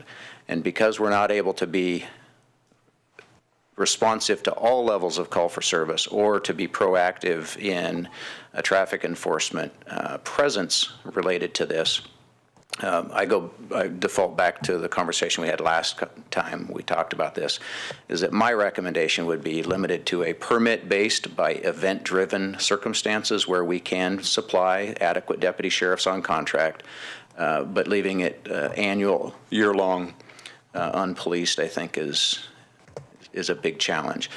It's my recommendation, and I respect the board's conversations and where you end up going on it, but I don't have a way to get past the abdicating our jurisdictional authority, and I think that just goes down a road that's going to create a lot of problems long-term for all of us. As a user of off-road vehicles and as an enforcer of off-road vehicle behavior, I just want to make sure that we stay with eyes wide open as we address this. I know that whether it's a festival or other general recreation, not everybody using the roadway in camp is going to be exclusively in possession of side-by-sides. Every one of these camps, with few exception, will have side-by-sides, they'll have quads, they'll have motorcycles, and all of those will be being used, and often from the enforcement side, that's where we start to see sort of cheating on the rules, and side-by-sides and a couple of quads will sneak down the road. Some of them are legal, some of them aren't. So this has to be policed, and so those are the considerations I just ask you to consider and be mindful of, and don't take this lightly. Anyway, I have as much time as you need for questions if you have them. Commissioner Sorensen. Do we know what the cost would be for, per day or per weekend or per month? Do we know what that cost would be? Would it be comparable to our contracts with Cresswell and Veneta? It's exactly comparable. We have a contract rate for deputy sheriff per hour Okay. that is established annually during our budget process. So we have that now once we've completed budget and we know what our next fiscal year's budget actuals will be, then we adjust that contract rate. It's somewhere around $100 an hour straight time, a little more than that on overtime. I think. We can confirm that. But anyway, that rate is what's charged to the city of Veneta and Cresswell for their full-time. It's 2080 hours times the hourly contract rate, and that's what comes up with the. So that would be an example where if this event was like a 3-day event, you could give an estimate, pretty accurate estimate of what it would take in terms of the number of officers, and how would you gauge the number of officers needed? Like if there were 20 people out there as opposed to 200, as opposed to 2,000? I think the first year would probably be a little bit of a Yes? a guess, and then we tighten the windage up next year. We've done this for years with the Oregon Country Fair, for example. We started off when they began contract relationship with the sheriff's office.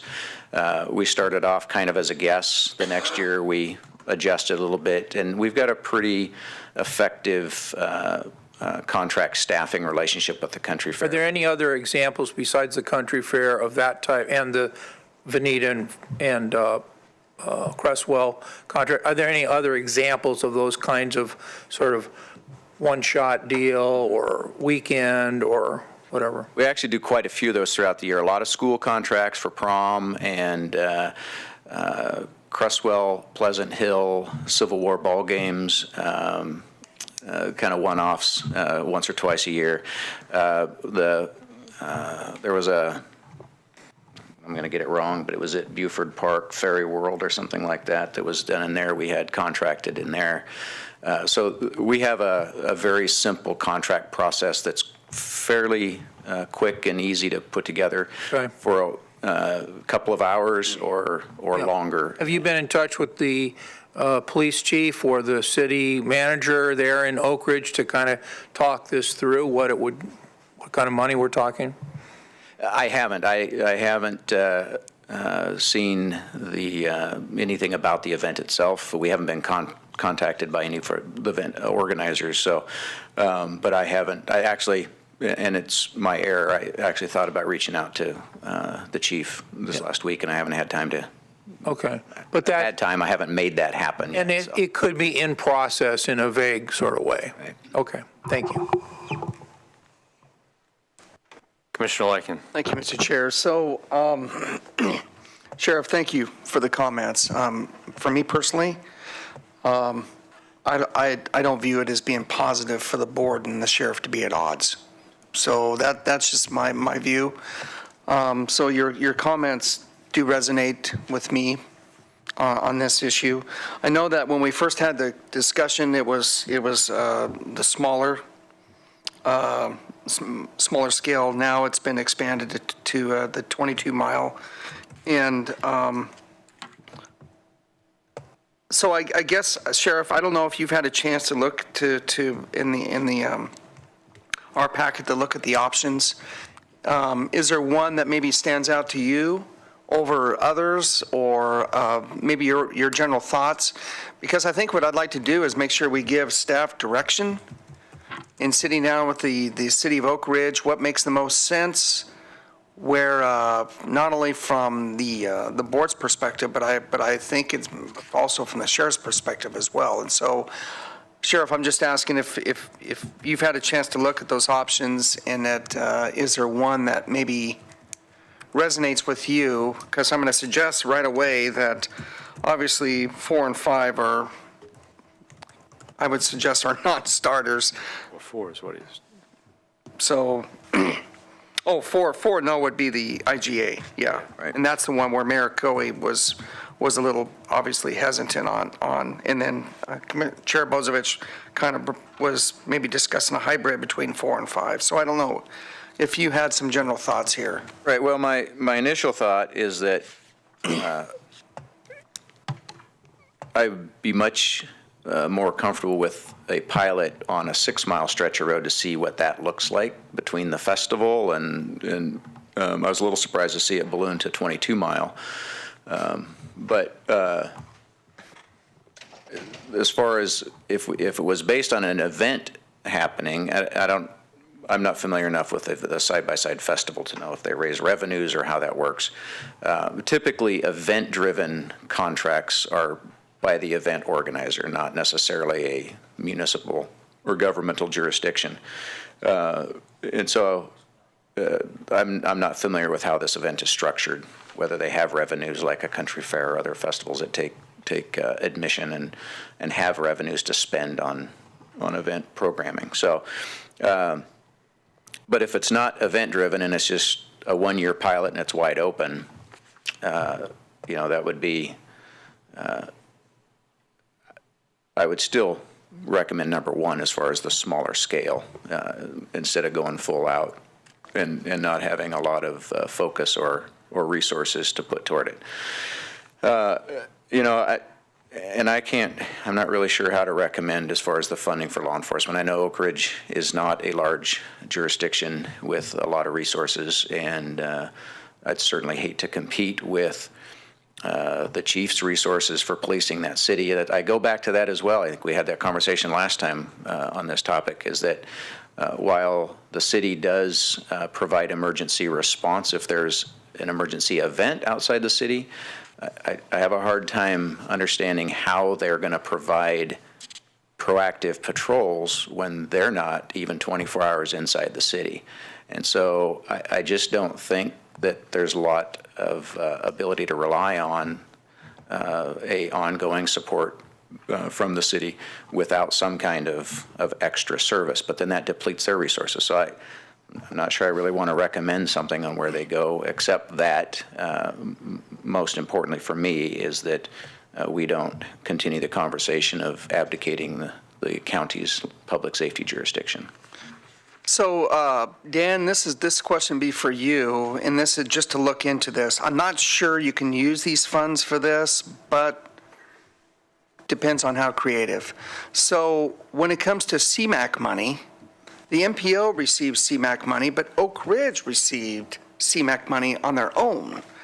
And I know this is much more for congestion mitigation, but you're talking about something here that, I don't know, may lead into that, because really congestion mitigation in the metro area is one thing. Congestion mitigation in Oak Ridge is something else. I would be interested just to take a look to see if those particular funds could potentially be used to address this. And so I'm just asking if you may check in with David and Becky to see if this is something that's even viable. I'm not sure it is, but I think it's worth at least have a look. And Mayor Coey, do you receive CMAQ every? I'm not sure how much you receive. In the past, it has been yearly. Yeah. A certain amount of money a year. They are reevaluating the program. Yeah. And consolidating 4 or 5 smaller communities. Right. Into one. Yeah, and I do remember that, but then that's what I thought, you were receiving them on an annual basis. It'd just be worth maybe just looking to see if it's viable. Like I said, I'm not sure it is, but it is money that Oak Ridge has received independently of where, well, actually MPO, we were shut out for years, and finally ODOT made up for it, but Oak Ridge did receive and had continued to receive that. So it'd be worth looking into it from a financial perspective. And so Sheriff, I want to thank you for your thoughts here. I'm also looking at Commissioner Williams myself and just kind of want to hear more about where he's thinking, because this is his district. He's in more communication with Oak Ridge than I am. And so I'd be curious to hear more about what his thoughts are, because I think the important thing is we give direction today, and so that our staff and Oak Ridge staff can start the dialogue here and to come to some sort of agreement. Thank you, Mr. Chair. Commissioner Williams? Mr. Chair, thank you. Thank you, Sheriff, for the clarity that you bring to this issue. It's no secret that I'm very, very supportive of what the folks are trying to do in Oak Ridge and other regions of the county in economic development and recreational opportunities, all of that. I still am very supportive of that. I do have to support the sheriff's office, the duly elected sheriff. He runs that office. He needs to make the decisions on what's best for the department and the county and the people that reside therein. So I love what you're trying to do in Oak Ridge, and I hope we can accomplish what you're looking for. But to be clear, law enforcement and the ability of the sheriff's office to do their job to the best of their ability, I won't infringe or get in the way of that. Thank you. Thank you. So, Mayor Coe, you had some comments you want to add to the conversation before we?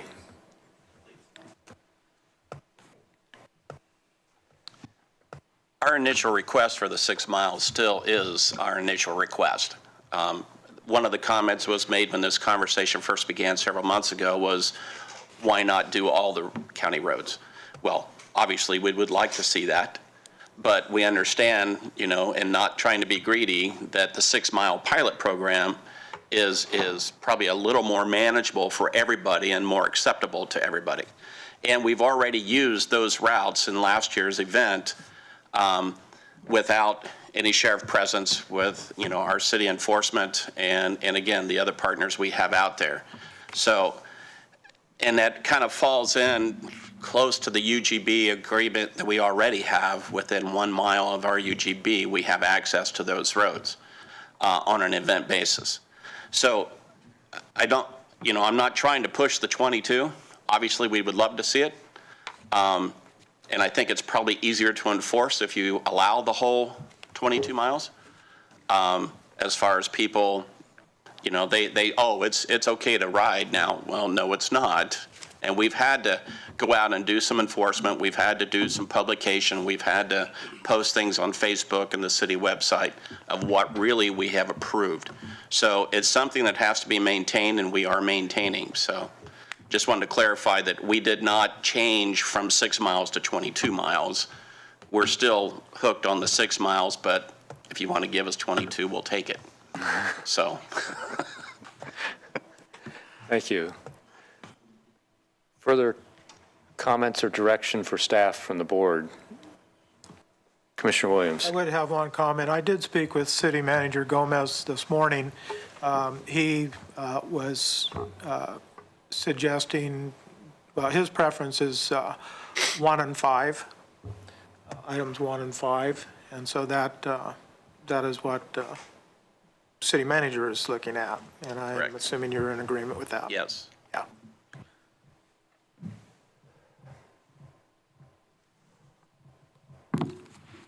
That's the 6 mile. Correct. Item 1 is 6 mile pilot. And of course, and then 5 was what the sheriff is objecting to, which is designating Oak Ridge to patrol county territory.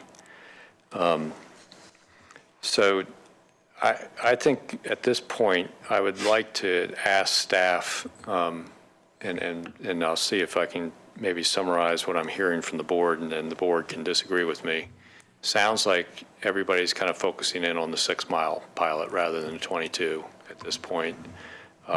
It sounds like there's not really support of the board to go against our elected sheriff's desire to maintain that jurisdiction.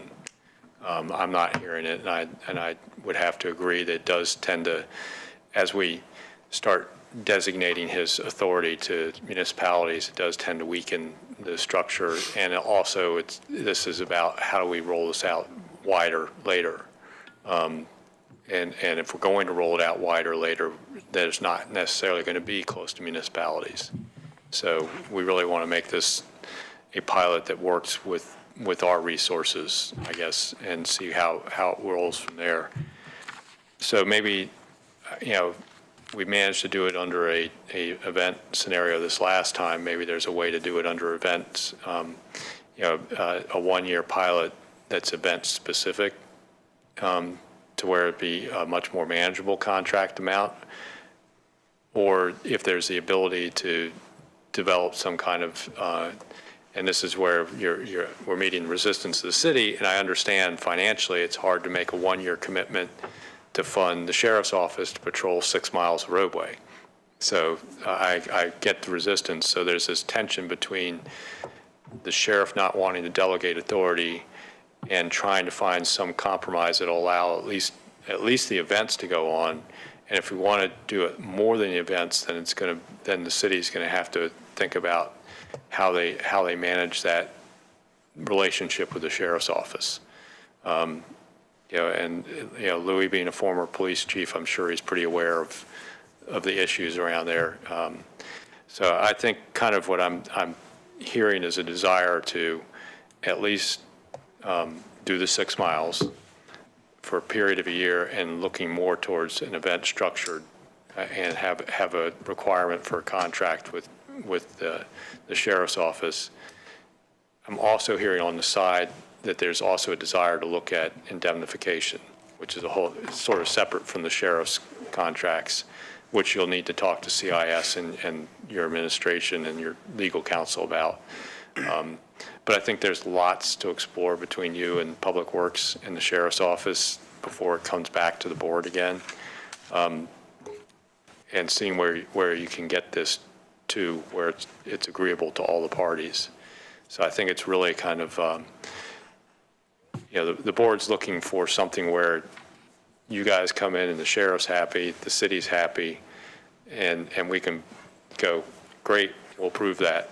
But it sounds like 1 year, 6 miles, more event-oriented contracting. Yeah, I know it's not what you wanted, but the item 4 looks like the board's not willing to go to item 5 and designate the city. So, Commissioner Zorns. I was just wondering if any of the three of you could address the issue of what the Eastern Oregon counties are doing that Commissioner Bozovich mentioned. I think it was Harney and Lake County, but the big open space desert kind of environments, and did they get city county? Do you want to come up and address this, sir? Probably know more about Yeah, please. I think it'd be helpful just so we can hear what was done in that example, and that might be helpful to the sheriff, public works director, legal counsel, just to hear from your point of view, what they're doing out there. Sure. My name's John Omlin, and I'm also on the state ATV committee, and also the new state highway access committee that was started at the first of the year with the implementation of Senate Bill 344, which allows consideration for ATVs on state highways. So you guys are right on line with all of the questions that are typically asked based upon my experience with each of the counties and the cities as these requests are brought forth.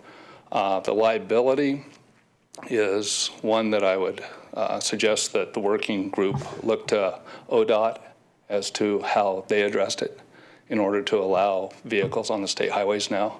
And each of the counties are typically in their ordinances requiring individuals to carry sufficient insurance and financial responsibility. So the counties themselves, the two smaller counties, small in budget, big in land area, they do not require insurance. They require the riders to have insurance. To my knowledge, that's correct. I haven't seen other insurance requirements other than the financial responsibility of the driver. Because once you're on a road that allows passenger vehicles, then you're following the motor vehicle code, which means that you must be a licensed driver. And some of the other safety considerations are restricting this to class 4 vehicles instead of the quads, which brings different safety considerations because of the roll bar, the use of the seat belts. Recently a motorist was killed on a motorcycle on a highway when it hit a bear. So, there's definitely a lot of consideration for the vehicles that you're in and the Sure. safety standards. So I don't, everything that I've heard today, I think is really online. I think there's just a little more research that needs to be done in order to answer these questions. Okay, and if you do learn whether those counties are going with an insurance carrier for themselves, let us know, because I think that's, we're 5 people that have to meet in a small room upstairs every once in a while when we give public notice to have an executive session over all the litigation that's brought against this county. And this guy right here is the guy that coordinates it. And to get a little insight into it, we did put it on the website, some of it. So it's on our website. It's a real thing for us to have to sit around, and it's really exciting hearing the lawyers tell us all the liability that we have and how we're going to, be going to court soon and what the plaintiff's lawyers want and blah, blah, blah. So this is a pretty big responsibility we have. So thanks for helping us out. One other comment, if I may, real quick, and that's regarding funding. So there are funds available through and that are being used today for law enforcement through the Oregon State Parks. Okay. So there are currently contracts that exist. So I would suggest that we look towards that for additional sources of revenue in order to fund the Lane County Sheriff's Department in that area. And Chair Bozovich, Commissioner Sorensen, I will email the county councils in Lake and Harney County and ask them what their arrangements are. Okay, thank you. Thank you. Thank you. So any comments on my summarization of direction? Commissioner Lyken. Thank you, Mr. Chair. I liked it. I thought that was good direction to provide. And I look at it this way. I mean, this is right now that we're specifically looking at Oak Ridge. And Chair Bozovich, you've heard from folks in Florence and there are other areas. I think having a pilot and with it, kind of narrowly focused is probably a good way to go. And so I appreciate your summary, and I think that it's a good way to, I think, for us to proceed at this point in time. I kind of look back at when in the city of Springfield, when we were trying to redevelop the entire mill race area. You know what it took? It took going to the Army Corps of Engineers and getting $100,000, that's it, to move forward on that. What that did is that declared it a project. And that $100,000 eventually led to $2.5–3 million. And so, to me, this is where this is. This is now a project. This is something that I think can be moved in a positive direction.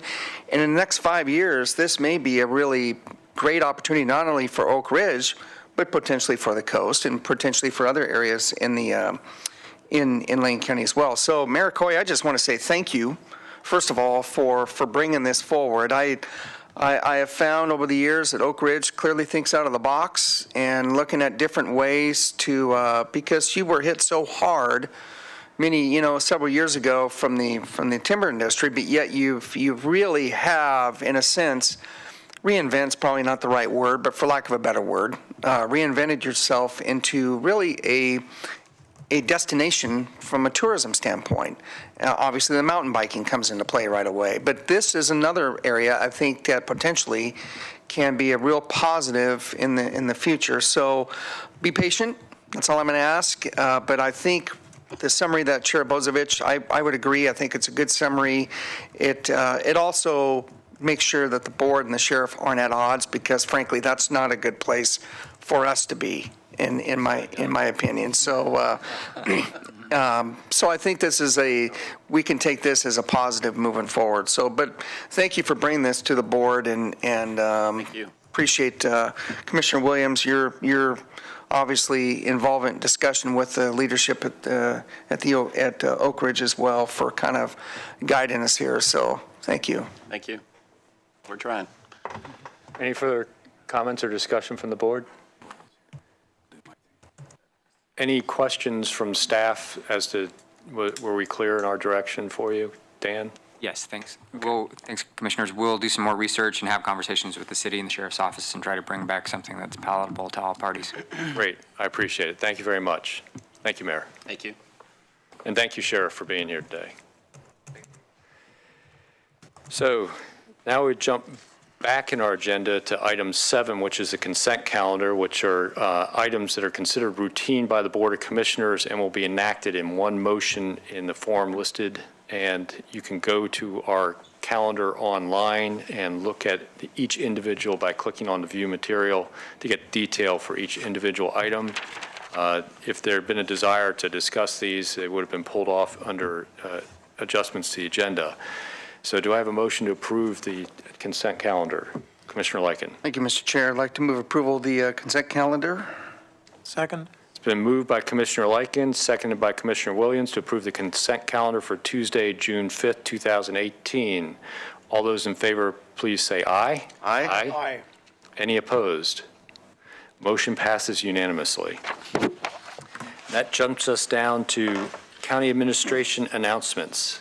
I'm going to defer to Mr. Dingle here since he wants to get up to get ready for the executive session, so I'll go after him. Okay, so we'll do county council announcements first.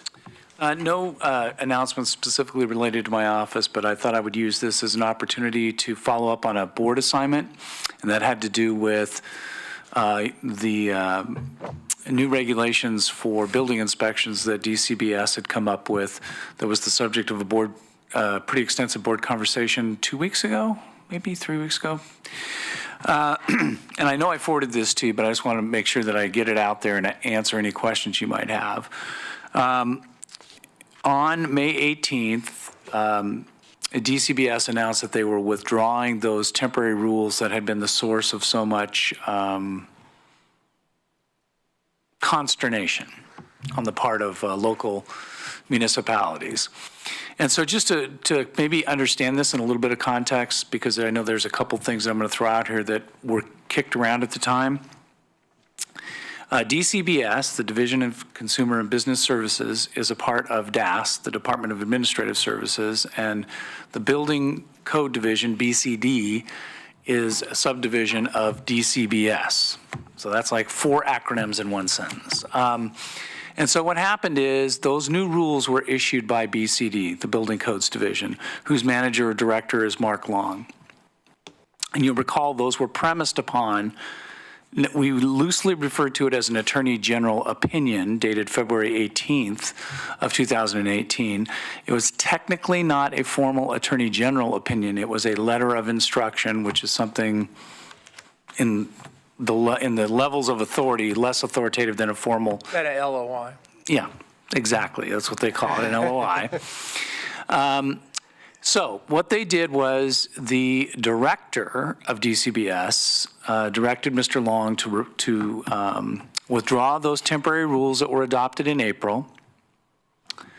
They did adopt some new rules. There are very minor changes there. They're very minor changes from the existing rules. They were significantly different than the temporary rules that were adopted. Most significantly, and I think this is the part that has confused folks, essentially what they said is that they're not going to enforce those other rules on people who are renewing their certification for 2018. They were going to push it off until July of 2019. And finally, because there was a mention of, I don't know what the right word is, but a second look. And what that involved is that they are asking the Attorney General's office to actually do a formal Attorney General opinion as opposed to a letter of instruction and revisit this issue. And that's what's going to happen presumably in the next year in conjunction with Legislative Council. So what it does is it provides all these decisions together, provide some relief to these local municipalities and smaller jurisdictions that have been, that were caught up in this, this really short rush, this close window to try and do all these things. And it'll give them and the state an opportunity to sort things out. So I assume that what they're talking about here is that if there's a formal Attorney General opinion, that it'll be produced long enough before July of 2019 that the ordinary regular rulemaking process can be used, which would give all the jurisdictions an opportunity to have input and comment. And it will also presumably give those jurisdictions a much longer lead time to to deal with the changes, or the Attorney General's opinion may decide that all of the changes that were precipitated by that letter of instruction in February of 18 are not necessary. And it will essentially return to what was the status quo prior to April 23rd of 2018. So that's pretty, and I did forward all this material to you. I know it was a lot to get through, but if you have any questions, I'd be more than happy to try and answer them. I will say from our perspective, I think when I speak for Public Works, this was good news. The short answer is it was good news. Yeah, as the agency that would have been delegated those responsibilities should a city not be able to meet the new emergency rules. Yes, it's good news that Public Works is not having to suddenly assume a bunch of additional permit load and try and scramble to meet that load. Question I have, is there any sort of mechanism to provide input into the AG's relook at the letter of instruction? Chair Bozovich and the board, just to be clear, there has been a request made for a formal Attorney General opinion, so it won't be called a letter of instruction. I know that's a really nitpicky thing, but it is significantly different. And if you read the letters that were in the packet that I included, it gives you a lot of insight into what happened here. A letter of instruction is something it's very low, informal. It's essentially Mr. Long contacted someone, their contact in General Counsel in the Attorney General's office, and said, gee, I was wondering, what about this? And so essentially one AAG sits down and writes that letter of instruction. A formal Attorney General opinion will be much more it'll be much more researched, and it will be much more vetted. At the end of the day, when a formal Attorney General opinion comes out, it goes through all of the different layers of the Department of Justice, all the way up to the Attorney General.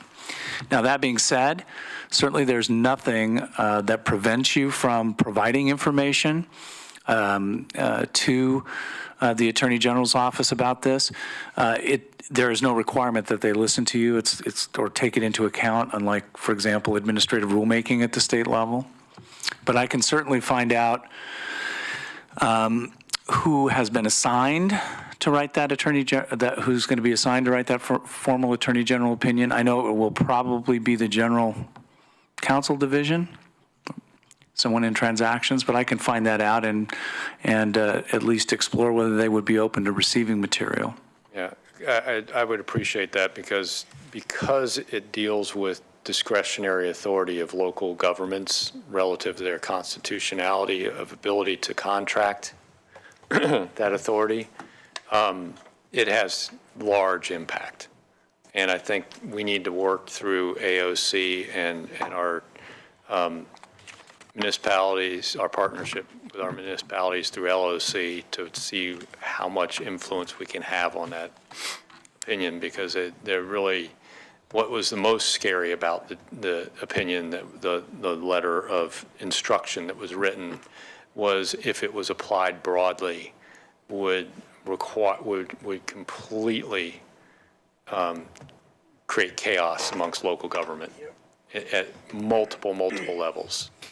You know, not just in building codes officials, but, you know, hearings officials to medical contracts to mental health, you know, subcontracting. It boggles the mind of how that could have been applied. Right, and Chair Bozovich, one of the things I think that's an excellent suggestion, because many times when you're talking about a formal Attorney General's opinion, the most influential part that you play is the question and the issues that are presented for the Attorney General to answer, if that makes sense. And that's for example, that's a good one. Instead of limiting it to, for example, perhaps just the application of this theory to the delegated authority of the Building Codes Division, there'd be a second question. Does this have any application to other exercises of discretion by local governments, for example? Yeah. To sort of get it dialed in. And I think rather than I think going through, funneling those questions through LOC and AOC make a lot of sense so that they can maybe be refined and not quite as repetitive, and they can be pretty direct and succinct. I think that's a good idea. I'll talk to Mr. Bovet about that. Thank you. I appreciate that. Any other questions for council? Is that everything besides we're having exec session as soon as we can get upstairs? Well, the only thing I'd be remiss if I didn't mention that the Oregon State Beavers won every single game in their regional and are now hosting the super regional and are 2 games away from Omaha. But other than that, nothing. Nobody ever gets drafted from the Beavers, right? Chair Bozovich, Commissioner Farr, thank you. We also had 2 first-round draft picks, number 4 and number 11. Thank you. So we'll go back to county administration announcements. I don't have any sport updates, but I did want to just take a moment and introduce formally to you our new director of Public Works, Dan Hurley. You all know Dan. He served as our interim Public Works director for the past 6 months. He served as the interim director a couple years ago after Marcia Miller retired. We went through an extensive competitive national search, as we always do for these positions. We looked at several candidates and had a few finalists. We conducted a number of panel interviews, had a meet and greet open house with employees and community stakeholders, had a roundtable luncheon with union representatives and employees and advisory committee members. They did a tour, the finalists did a tour of various facilities in Public Works, and I had an opportunity to meet individually with those finalist candidates. And I couldn't be more pleased to offer this position and to announce Dan as our Public Works Director. Dan has served Lane County since 2004. And most recently as our Waste Management Division Manager. You all are familiar with Dan and the great work that's happened. Dan has led the transformation of our Waste Management Division over the past several years, both from building a quality workforce culture, transforming the operations of waste management, improving. We had a reduction of 1 transfer station, but efficiencies in those operations by having the haulers now go to directly to Short Mountain and away from the Glenwood transfer station. I think the team has done a fantastic job of mitigating the impacts to the haulers as well as really improving the experience for non-commercial customers at the landfill. The fee process that we went through was really, really great. So, and then in the interim role, Dan has done just a fantastic job. I've said that he's a humble, steady, and strong leader, and he's exactly the leader that we need in this department right now. There's fantastic work that's happening throughout all the divisions in Public Works, and an incredible team. I've had the opportunity just in the last week to visit with a number of Public Works employees through the meet and greet opportunity with the director candidates. With the on Friday we're doing 24 outreach meetings with departments across the organization to roll out our strategic plan. And so I met Friday afternoon with Public Works employees and yesterday early morning with employees. So it's been really a great opportunity to engage and just positive attitudes, a real desire to get to work and do great things for the people that we serve. You may know that Dan is a veteran of the U.S. Army at West Point and graduated from West Point. He also has a master's degree in environmental studies from the University of Oregon. He's an environmental engineer, so he just brings a wealth of talent and experience and a great approach, and really excited to welcome Dan to our executive leadership team and to lead the department going forward. And if you have anything else you want to say. Thank you, Steve and commissioners. It's an honor and a privilege to serve such an outstanding organization, and thank you for all the support you've given to me through the years and for your confidence in selecting me for this position. Thank you very much. Mr. Farr. Just 2 things real quick. Booah. Go Black Knights. Thank you. Yeah. Thanks, Dan, and Thanks, Steve. Any other announcements this morning? Just Commissioner Sorensen's comment regarding the Comcast settlement, and appreciate that being brought up. We are coordinating with with assessment and taxation around what the estimate of the impact to Lane County could be. It's my understanding that it's going to be a couple weeks before we receive additional details. We expect that we'll get a letter both on the timing and the impact to Lane County by June 18th. So we're waiting on that, and we'll certainly report to the board on what that will look like. And then in terms of the use of any funds, at the end of the day, that'll be up to the board, but we'll have a conversation about recommended use. Certainly PERS is a potential. We know that we also have a significant cost for our courthouse construction that we need to plan and identify resources for, so that could potentially also be another use for one-time resources. Yeah. Other than that, then I just, again, I mentioned the meetings, and I know we want to get to exec session, and I'll provide additional updates. I've had 4 of 24 meetings with employees across the organization. We're in the process of rolling out our strategic plan and just communicating the different components of that, our vision, our mission, our purpose statement, which is new, our core behaviors, our values, our strategic priorities and goals. So we've had 4, assessment and taxation, public health and H&HS, administration, and then 2 in public works, and again, another 20 meetings that will happen over the next several months. But they've been very well received by employees, and I think people appreciate the opportunity to hear what Lane County's focus is going to be over the next few years, as well as those higher level components of our behaviors that we're working on integrating into our recruitment and evaluations and awards and recognitions and other components. So I'll continue to provide updates to the board, but I just wanted to let you know that we're in the process of doing anywhere from 1 to 2 meetings per week with employees. That's all I have, unless you have questions for me. Great, yeah. I just want to say I did a quick back of the napkin sort of calculation. The settlement was for $155 million, and if you kind of just say we have about 10% of Comcast's real property value in taxable value here in this county, just based on sort of population of the state, and then we only get 10 cents on a dollar of property tax, that drops us down to about $1.5 million might be what the county, and that's just a napkin thing. My guess is it's going to be somewhere between $500,000 to $2 million, somewhere in that range. So it's not like it's going to be the end-all of our PERS liability at this point.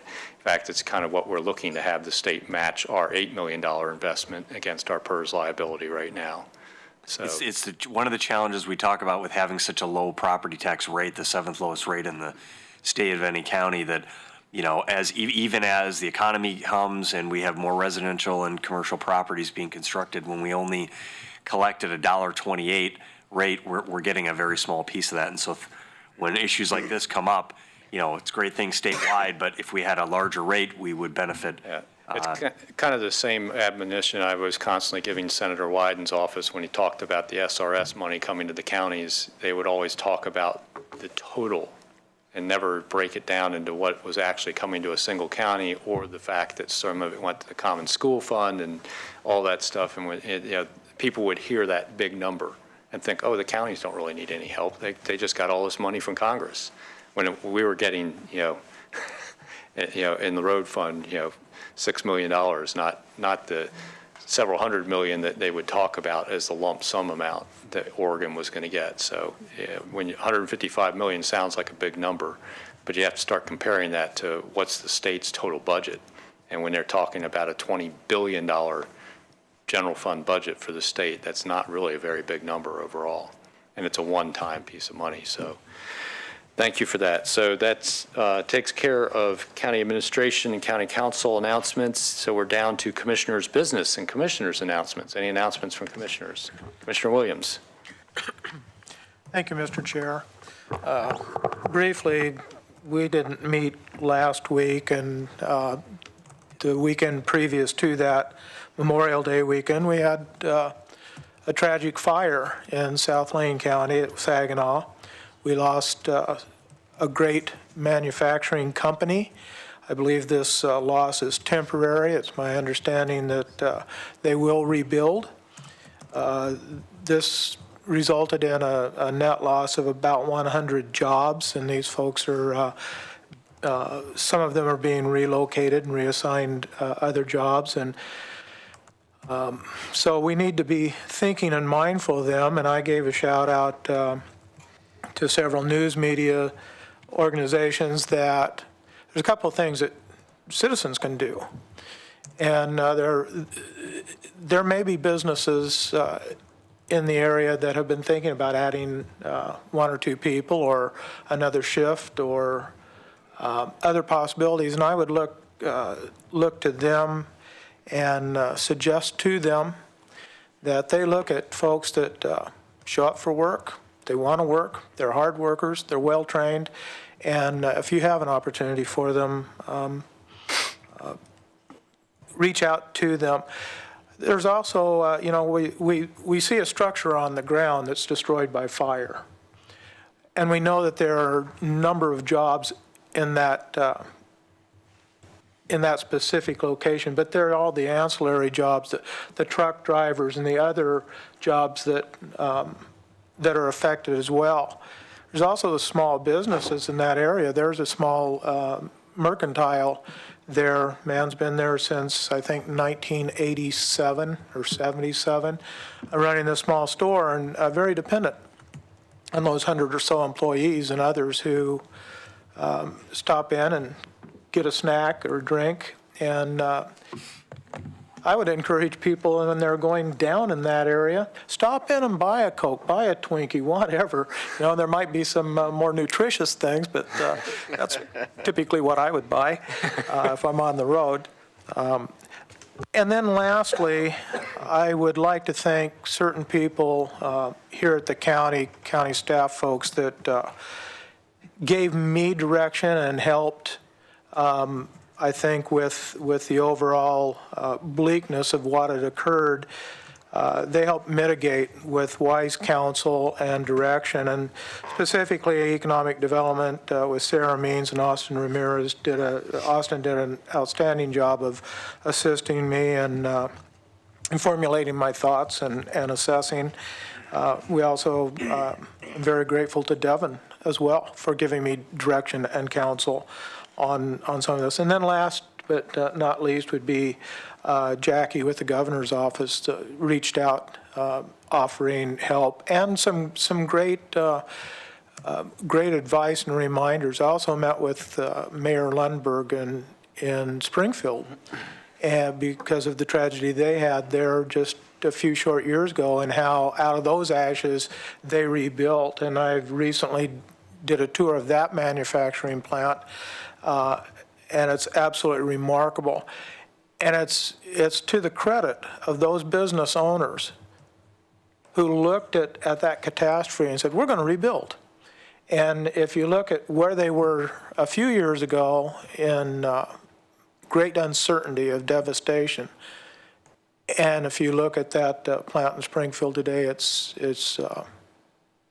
a joy to see what can be done out of a disaster.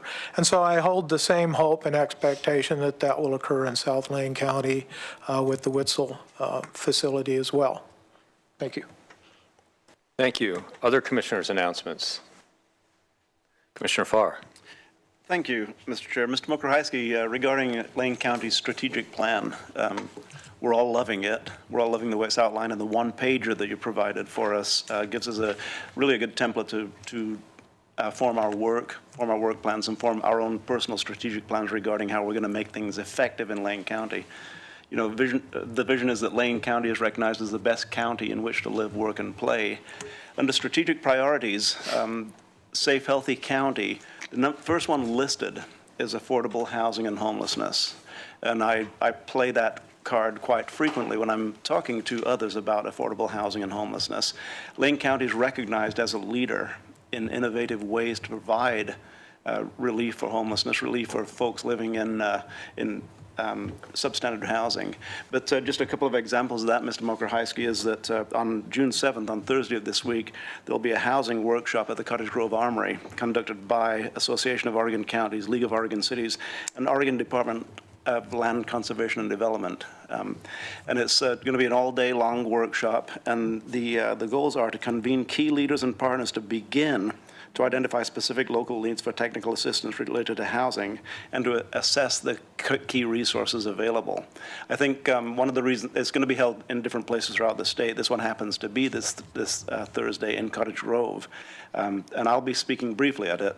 Well, about an hour, I think. But but the reason they've asked me to speak, to represent all of the things that happen in Lane County, is to talk about the innovative ways that we have actually provided certain projects that have related to alleviating homelessness, certain projects and certain programs that we've worked on. I'll give you a report on how that goes subsequent to attending the meeting on Thursday. But also I'd like to mention that on June 22nd, Clackamas County will be sending down a delegation to tour our innovative ways to address homelessness and to address the relief for people who are living in substandard housing. They'll be spending about 3 hours here on a tour of different facilities throughout Eugene, and I'll be going on that tour with Dan Bryant, who is the CEO of Emerald Village Eugene, which one of their projects, of course, is he's the CEO of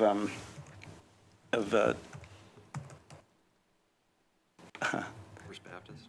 Well, he's a pastor of First Baptist, but one of his projects is EVE, Emerald Village Eugene, which is a tiny house project, and Square One Villages is, the nonprofit that he heads. Remember it. Amazing how we draw a blank right when on words that actually you say every single day.